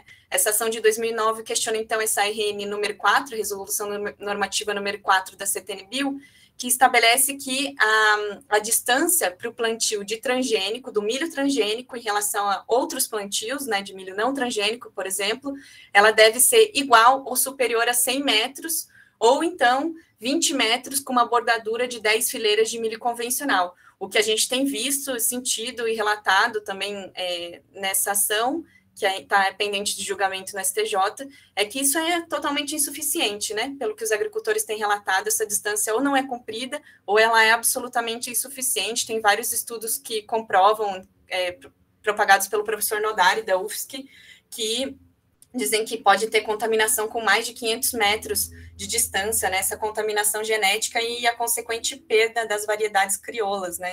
É uma realidade muito triste.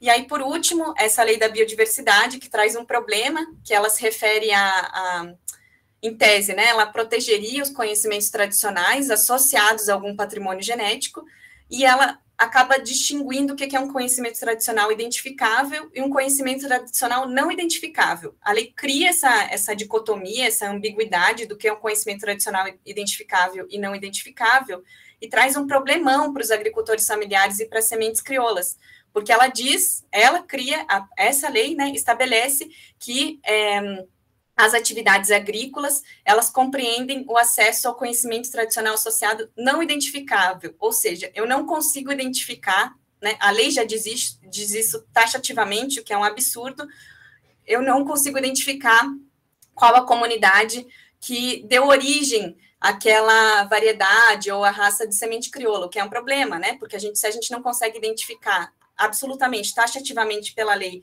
qual é a comunidade que desenvolveu aquela variedade crioula, a gente não consegue, por exemplo, garantir que se tenha um veto ao acesso àquele patrimônio genético. Então, se uma empresa, por exemplo, utiliza uma semente crioula para desenvolver uma outra semente, uma semente híbrida, uma semente transgênica, ela não precisaria do consentimento dessa comunidade, o que é algo bastante grave, e isso ainda é algo que precisa ser reparado no cenário legal.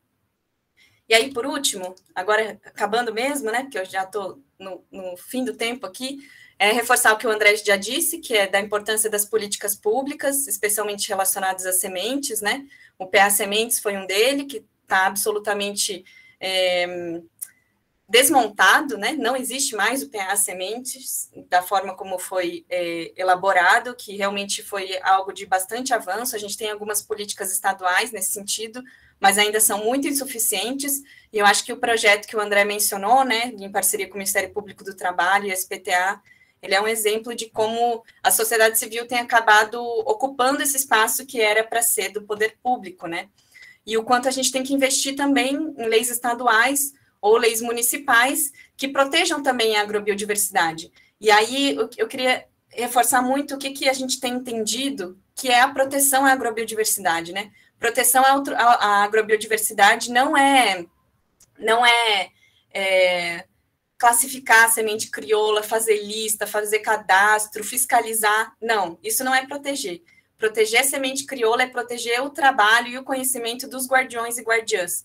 A gente precisa de incentivos para a casa de sementes, para que esse patrimônio genético, para que seja preservado, para que esses agricultores tenham garantias para continuar desenvolvendo um trabalho que é de interesse público e não é esse âmbito do direito, né, capitalista, que é de querer classificar tudo, de querer fiscalizar e monitorar tudo. Eu digo isso porque a gente teve uma proposta de política de agrobiodiversidade no início do ano, e, claro, não foi para frente, mas foi uma proposta pelo Ministério da Agricultura bastante problemática, porque ela trazia muito esses termos, né? Fiscalizar, monitorar, restringir, e aí a gente pensava, né? Questionava essa proposta da política de agrobiodiversidade de, tá, e o incentivo? Cadê, né? Tem muita fiscalização e cadê o incentivo? Então, essa ideia, né, de proteger quem protege. A proteção deve ser de incentivo aos guardiãs e guardiões, nesse sentido de que as sementes são bem comuns, né, sementes crioulas são bem comuns,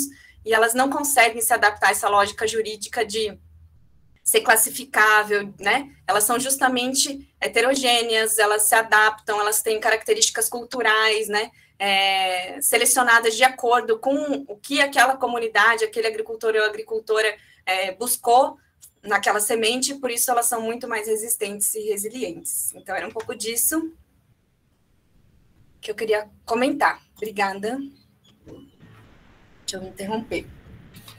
Obrigada, Nayara. Muito importante esse marco jurídico, né? Essas leis que fazem parte da proteção das sementes crioulas.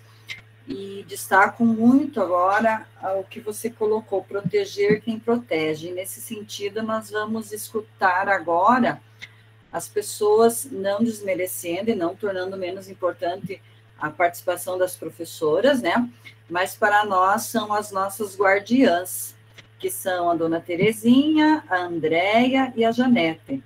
É através delas que a gente consegue fazer o nosso trabalho e são elas que protegem a vida das sementes, né? Fazem a catalogação, a guarda e o plantio dessas sementes. Então, eu inicio com a dona Terezinha, não sei se ela está conseguindo abrir a sua câmera, mas ela representa o grupo de mulheres da Associação dos Produtores Rurais e das Mulheres Guardiãs da Comunidade Invernada de Rio Azul, no Paraná.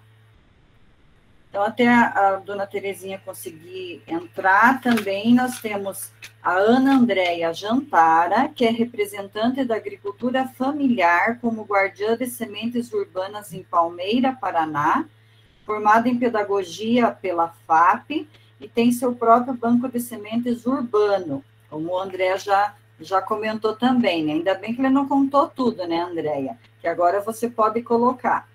E temos também a Maria Janete Ferreira Leite, que é moradora do Faxinal dos Galvão, em Imbituva, Paraná. Ela é professora municipal da Secretaria de Educação de Imbituva, mas ela acha o tempinho dela para ser a guardiã de sementes rural da Casa de Sementes Joaquim e Juvelina Leite. Então, acho que a Ana Andréia pode falar, porque a dona Terezinha acho que não está conseguindo abrir a câmera dela lá. Fica à vontade, André. Então, boa tarde a todos e todas. Obrigada pelo convite, por essa oportunidade de poder mostrar um pouquinho da história das guardiãs de semente. Então, para quem não me conhece, né, eu sou a Ana Andréia Jantara, nasci na cidade de Cruz Machado, estado do Paraná, mas há alguns anos eu moro em Palmeira, né? Então, eu vou contar um pouquinho da minha história para vocês entenderem mais o contexto do ser guardião urbano, que é algo que soa novo, algo diferente, né? Então, desde pequena, a gente ajudava, né, os familiares na lavoura, né, trabalhando junto, né, porque as mulheres, elas sempre iam junto com os pais, com os tios, com os avós para a lavoura. E eu vim de uma comunidade que até um tempo atrás, as propriedades das famílias eram autossustentáveis totalmente.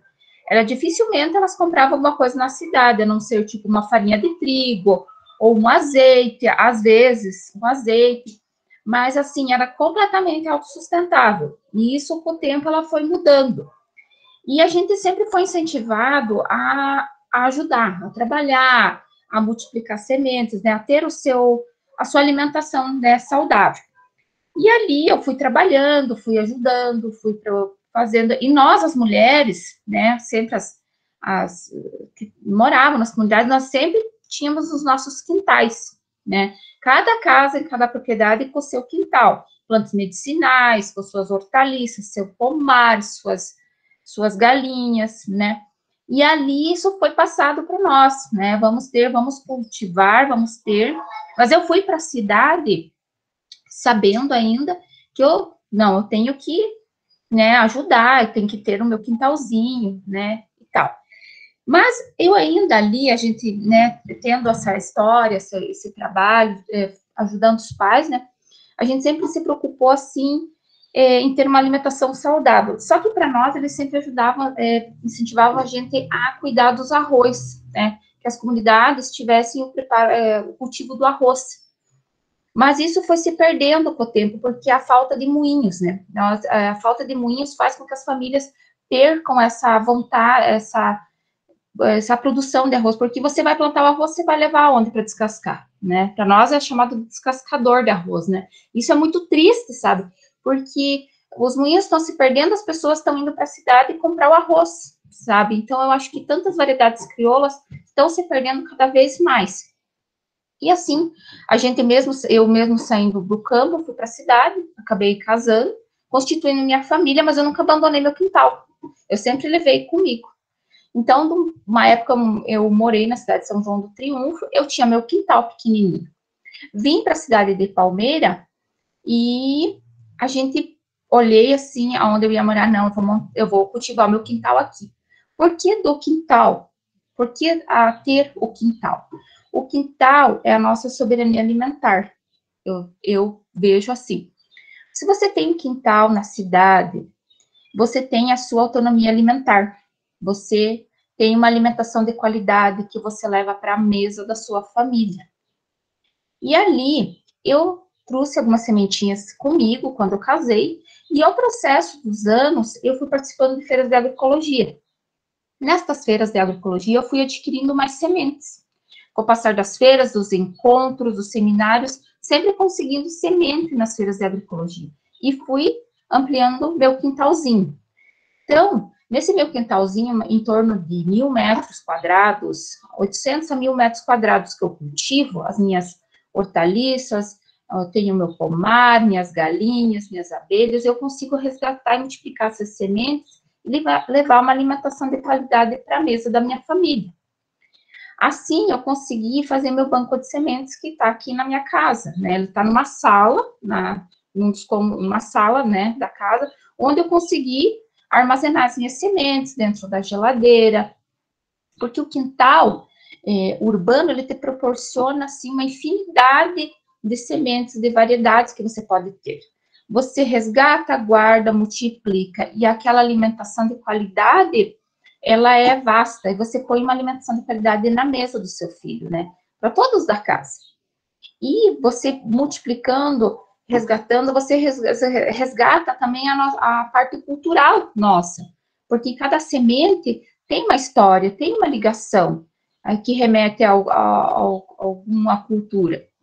E ali eu fui guardando, multiplicando, né? Então, eu hoje, com as novas que eu colhi, já comecei a colher já as sementes agora, já esse ano, agora, semana passada, então eu já estou com mais de 70 variedades, isso produzido na cidade.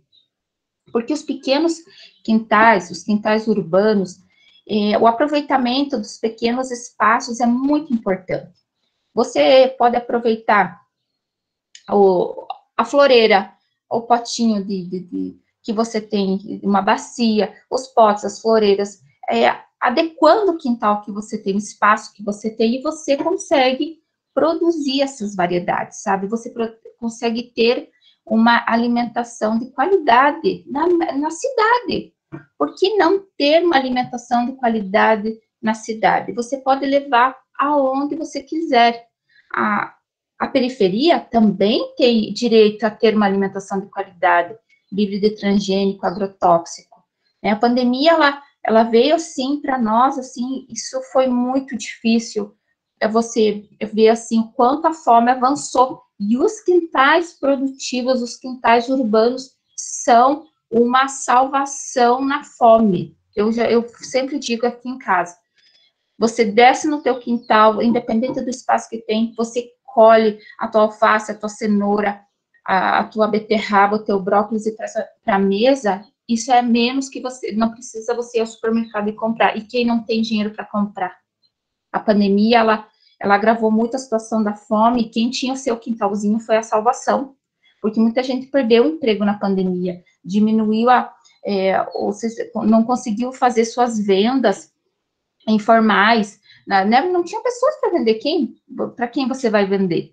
E o quintalzinho, ele deu esse alento, né? Ele te ajudou a levar uma alimentação de qualidade para a mesa, levar comida para a mesa mesmo. Porque eu digo assim, quando chega um filho, um neto, um filho, um neto na sua casa, a primeira coisa, quem é mãe, quem é avó, a primeira pergunta que faz, e eu também faço isso, acho que todo mundo faz, você olha para ele e diz assim, filho, você já comeu? Você está com fome? Porque a gente quer o quê? Que eles estejam alimentados, que eles estejam com fome, e a gente quer dar o melhor para eles. E o melhor o que é? Uma alimentação de qualidade, diversificada, sem agrotóxico, sem transgenia. Então, os quintais produtivos, eles trazem isso para nós, sabe? Então, eu sempre carreguei comigo isso, vamos multiplicar na cidade, vamos plantar comida na cidade, vamos trazer diversidade, levar para as outras pessoas, mostrar para elas que dá certo, que a gente consegue produzir, a gente pode multiplicar aquela semente, dar semente para o vizinho, no mesmo bairro, levar para os outros bairros. É um mundo vasto que você, nas feiras de agroecologia, nas retomadas, você vai conseguir mais sementes, mais diversidade. Você traz para si, multiplica no seu quintal, passa essa semente para outra pessoa, doa esse alimento para outra pessoa que sobra no seu quintal, porque eu vejo aqui em casa, tem alimentos que sobram no meu quintal, e eu dou para os vizinhos, eu sempre dou, né, para os vizinhos da minha rua. Então, as folhas que sobram das hortaliças, que não dá para utilizar mais e tal, eu jogo para as galinhas, então eu já tenho meu ovo, né? Então, você é um ciclo de reaproveitamento, sabe? Então, eu sempre friso muito que é muito importante você ter o seu quintal urbano. Você promove, eu acho assim, autonomia, você promove dignidade para as pessoas, sabe? Porque uma pessoa com fome é terrível você sentir fome e você não ter aonde recorrer. Eu não consigo nem me imaginar numa situação dessas, você sentir fome e não ter aonde recorrer. Ou você ver um filho teu com fome e não ter aonde recorrer. Porque a pessoa faz o possível e impossível para acalmar a fome de uma criança, de uma pessoa de idade, qualquer pessoa. E os quintais produtivos, eles dão aquele suporte, a autonomia da família ali. Ela eu já digo assim, é a base da casa. E, além de tudo, você pode ter o seu quintal, você fazer eu sempre digo assim, eu tirei uma cabeça de alface, uma cabeça de couve-flor e uma cabeça de repolho. Por baixo ali, você economizou R$20. R$20, eu não posso ter uma vaquinha na cidade ainda para tirar leite, né? Porque não pode, não é permitido. Mas, eu posso, economizei esses R$20, eu posso ir ao supermercado. E eu posso comprar o leite para pôr na mesa da minha família. Posso comprar a farinha de trigo para fazer um bolo. Para fazer esse bolo, usando esse trigo, e fazer o quê? Arrumar bonitinho numa bandeja e poder sair vender na minha comunidade, no meu bairro. E isso trazer uma diversidade também de alimentos. Eu já deixei de comprar, eu já deixei de gastar, e eu vou fazer para comprar as coisas que eu não posso produzir no meu quintal. Então, eu acho que é ali que está a chave da situação, sabe? Então, eu sempre incentivo as pessoas, tenham seus quintais. Eu não tenho espaço para montar. Tem sim, nós damos um jeito, nos arrumamos, nos organizamos, os pequenos passos, a readaptação daquele espaço, e é muito bom, e você ensina os seus filhos a cuidar da terra, a olhar pelo outro. Eu acho assim que Os quintais urbanos é uma grande, eu já digo, salvação das pessoas da cidade que não podem, não tem como comprar um alimento, podem ir lá e comprar sua verdura no mercado, né? Então, eu incentivo sempre muito as pessoas, tenham suas verduras, seus quintais produtivos, que as coisas serão mais leves no tempo que estamos. Então, obrigado pela oportunidade, professora Closti.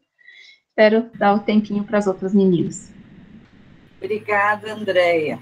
É uma maravilha sempre escutar a tua fala, né? Eu também estou me tornando uma guardiã urbana, né? Plantando meu feijão, meu milho, minhas sementes que a gente consegue nessas trocas, né, das feiras de sementes. Eu vou passar a palavra agora para Maria Janete ou para a dona Terezinha, quem consegue entrar ali na... Janete, consegue? Nossa. A dona Terezinha também conseguiu? Vai você, Janete, então, por favor. Daí nós vamos tentando se conectar com a dona Terezinha. Boa tarde a todos. Obrigada pelo convite, prof. Escutei o pessoal aí, nossa, só pessoas bem experientes já, que já estão há bastante tempo, né? Eu acho que sou da mais nova Casa de Sementes. E, bom, quero contar como que a gente começou, né? Foi através de um projeto da escola, eu fiz com os meus alunos, numa conversa normal com eles, né? A gente conversando sobre o que ser quando crescer. Eu trabalho numa área rural e as crianças nenhum quer ficar na roça. E daí eu comecei a fazer um projeto de incentivo para eles ficarem.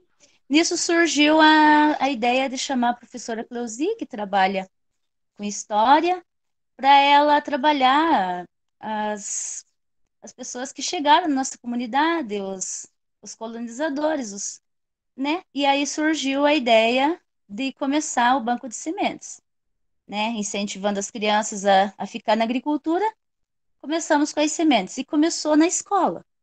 A gente, cada um trazia um pouquinho e assim a gente deu início à Casa de Sementes. A professora Cleusi ajudou, veio sementes, ela trouxe de vários lugares que ela participou e também através do projeto da universidade, do Interconexões. E a gente conseguiu abrir a Casa de Sementes. Agora a gente, no momento, eu coloco as sementes em garrafas PET. Alguém ali citou que as garrafas são ruins, né? Claro que poluem, mas para nós, os agricultores, só servem as garrafas. Na verdade, como aqui em casa a gente já nem consome muito refrigerante, eu tenho que ficar pedindo garrafa para todo mundo. Daí é um processo de secar bem, né, para a semente não estragar, e eu guardo nas garrafas. Eu sou mais a guardiã das sementes, mas quem mais planta é o meu esposo. Eu ajudo só nos feriados, em alguns lugares, nos finais de semana, alguns, né, não todos. E assim a gente está conseguindo reproduzir. O ano passado a gente já conseguiu reproduzir várias variedades, e agora eu estava contando, a gente já plantou esse ano 22 ou 23 espécies de feijão, e já está tudo nascido, e o que eu também percebo, e o meu esposo aqui em casa, que o que atrapalhou a gente ano passado só foi o mau tempo, que deu pedreira. Mas ela é uma semente que muito resistente às pragas, né? Então, não vai necessitar de veneno e a gente está conseguindo produzir bem. É isso, prof. Eu acho que é a minha experiência e obrigado pelo convite. Obrigada a você, Janete, pela oportunidade. A dona Terezinha, acho que saiu da reunião, não sei se está com problema de conexão, mas ela é de Rio Azul e recentemente a gente, no grupo das mulheres do Coletivo Triunfo, a gente visitou a casa dela e ela não é só a guardiã de sementes, mas principalmente de mudas. E quando a gente fala também das mudas tradicionais, porque ela resgata várias flores do tempo das nossas avós, várias plantas medicinais, inclusive, e ela, com a sua generosidade, nos repassa um grande carinho, leva essa mudinha, leva aquela, e ela nos passou a muda de penicilina, de AS, quer dizer, ela tem uma variedade muito grande de flores e de plantas medicinais, além, claro, da sua horta, né, com as sementes crioulas. Então, só um minutinho, mas a dona Terezinha está na reunião? Não, ela não está. Então, para finalizar, gente, eu gostaria muito de agradecer ao CEPIAL, aos organizadores, professor Nicolas, professor Dimas, imensamente a professora Zefa, a Nayara, o André, a Ana Andréia, a Maria Janete. Teve duas perguntas ali, mas eu acredito que o André já acabou respondendo, que é como são limpas as sementes de hortaliças, que foi direcionado à professora Zefa ali, e se vocês têm equipamentos para colheita e limpa dessas sementes. E como protegem sementes de milho e feijão contra caruncho? A professora Zefa gostaria de responder? Tá, limpar com peneira mesmo, a gente tem usado peneira, peneirinha, vai passando de uma peneira mais fininha, pano, a gente põe, né, para separar. Então, vai se adequando, nós não temos nem equipamento, né, eu acho que o André também não tem, é manual mesmo a separação. Nós usamos câmara fria, né, nós temos uma câmara fria que a gente deixa a 7 graus, e ela tem mantido bem. Mas eu já vi aí bastante outros produtos, né, quando não tem, a própria cinza, pimenta, o André acho que tem outro aí que ele vai falar, vou passar para ele que ele fala melhor o outro produto que ele mostrou, que ele inclusive me deu. Mas aí tem bastante maneira, né, a garrafa PET bem vedada, se estiver bem seca, e colocam umas grãozinhas de pimenta, às vezes não caruncha, mas tem que estar bem protegido, né? Bem fechadinho, aí não caruncha. Cinza também, então a gente vai se adequando como pode aí ao longo desse tempo. O André tem outras maneiras, André. Eu acho que completando um pouquinho ali, uma das coisas que nós temos usado aí, que a professora Zé falou, até levei para ele experimentar, é o talco do basalto, né? Que o basalto a gente usa o pó de rocha, como o pessoal fala, que é utilizado muito nas lavouras e principalmente em hortaliças, tem dado muito resultado. Aí o pessoal foi aperfeiçoando e conseguiu extrair o talco do pó, né? Então ele é ultra fino, né? E aí isso tem ajudado muito para nós aqui no controle do caruncho, principalmente dos cereais, que a gente mistura, ele é 1% a quantia nas sementes, é pouquinha coisa, né? Mas o segredo mesmo de qualquer tipo de semente hoje para ser armazenada para contra o caruncho é tirar o oxigênio. Tirando o oxigênio, nem nós conseguimos viver, né? Então, garrafa PET, né, como eu tinha mencionado, ela é ruim por um lado, mas é excelente pelo outro, né? Então, o costume que a gente tem é encher bem as garrafas PET, deixar ela no sol, que ela dê uma estufada, aí a gente coloca mais um pouco de semente e fecha ela, e aí deixa na sombra. Ela vai, o que acontece? Quando ela vir para a sombra, ela vai esfriar aquela semente, esfriar a garrafa, ela vai meio churumingar. Então, ali termina o oxigênio que está lá dentro. Dá impressão, às vezes, eu já vi lá na Paraíba, a sensação que parece que pôs a garrafa PET até dentro do fogo, e ela engruvinhou, né? Então, isso é o segredo. Agora, outros utilizam, quando é no tambor, né, queimar com um toco de vela para tirar o oxigênio na hora que está vedando. O problema é que nosso agricultor e nossa agricultora guardiã sempre tem o costume, quando chegam na casa, abrir a garrafa para dar um pouco de semente, né? E aí, assim, cada vez que nós abrir a garrafa, tem que fazer o processo novamente. Eu gosto muito de ver lá, que nem o banco lá da professora Zé estava falando, que eles têm essa câmara fria, ela dá muito mais segurança, né? Ela consegue conservar muito mais tempo a semente, mas é uma coisa que eu acho que a gente tem que sempre pensar mais regional, como é que a gente vai pensando essa estratégia de um banco de semente e de cópias de segurança, que nem nossa região, no caso do milho, do feijão, principalmente do milho, como falei. E na questão da limpeza, nós temos, assim, a limpeza é manual. Agora há pouco aí nós estávamos lidando com a Andréia ali, tem uma semente de alface, que foi colhida, né, ela plantou, vocês vejam que às vezes, né, o povo reclama.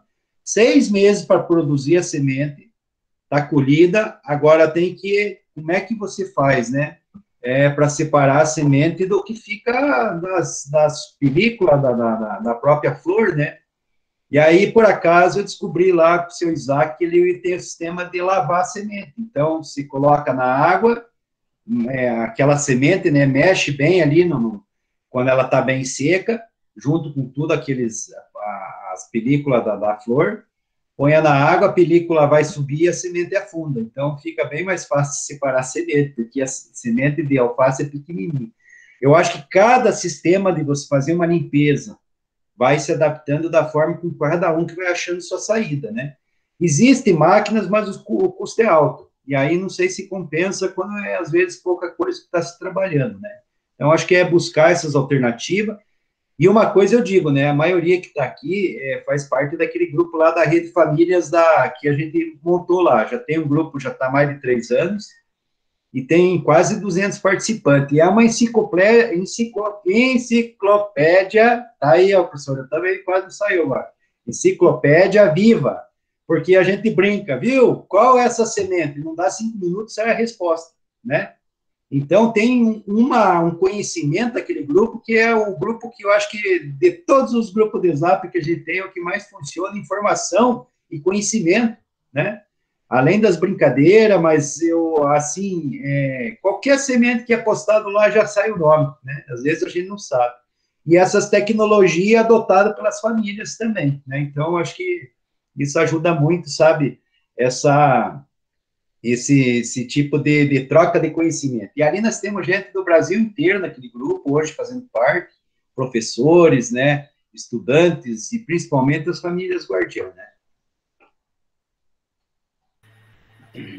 Mais alguém gostaria de fazer alguma questão ou colocar alguma coisa? Então, para encerrar, eu gostaria só de fazer esse fechamento, agradecer imensamente, novamente, né, o Andréia, a Nayara, a Zefa, a professora Zefa, a Janete, a todos que participaram. Para mim foi uma honra muito grande, foi a minha primeira coordenação de mesa, e estou aí na luta, né, a minha tese é sobre sementes crioulas, então eu acredito que para mim foi uma emoção muito grande ver tudo aquilo que a gente começa conquistando e que vai se formando na prática, né? Porque eu trabalho com os faxinalenses, com as comunidades quilombolas e caiçaras.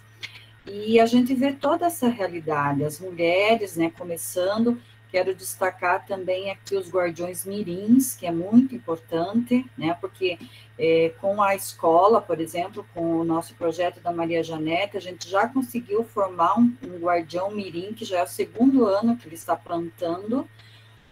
Então, de uma semente que eu trouxe lá da comunidade faxinal Sete Saltos de Baixo, ele já replantou no faxinal dos Galvão e está reproduzindo. Então, é muito importante as crianças estarem sendo incluídas para elas darem continuidade a todo esse processo, né?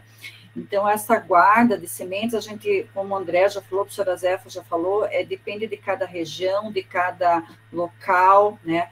Eu comecei aprendendo também, mas usei muito a pimenta também, né? A pedrinha de cânfora, o pó de pedra, para conservar. Mas uma coisa que eu destaquei também é que a maioria dos guardiões das comunidades que eu pesquiso, eles me falam, me repassaram, que para não carunchar o feijão tem que plantar na lua minguante. E aí, tudo que me passam, eu vou e faço a experiência. E realmente acontece, gente, porque aqui, no meu pedacinho onde eu planto feijão e milho, eu plantei um feijão que não foi na lua minguante, ele já carunchou. Então, essas práticas são muito importantes dessas comunidades tradicionais, porque são elas que nos ensinam, né? São esses guardiões que nos ensinam como trabalhar com essas sementes, né? E eu estou aqui só fazendo, né, um trabalho de ponte entre essa ligação dos guardiões com as feiras. As feiras, a primeira feira que eu fui, que o André me convidou em 2018, né, em Rebouças, acho que é 2018, né, André? Foi, assim, o que deu, alavancou, vamos dizer assim, a nossa casa de sementes, tanto no Faxinal do Galvão, quanto no Sete Saltos de Cima, com o seu Antônio Strufka. Então, são essas redes que se estabelecem com os guardiões e com os pesquisadores que a gente consegue dar continuidade a esse trabalho maravilhoso, né?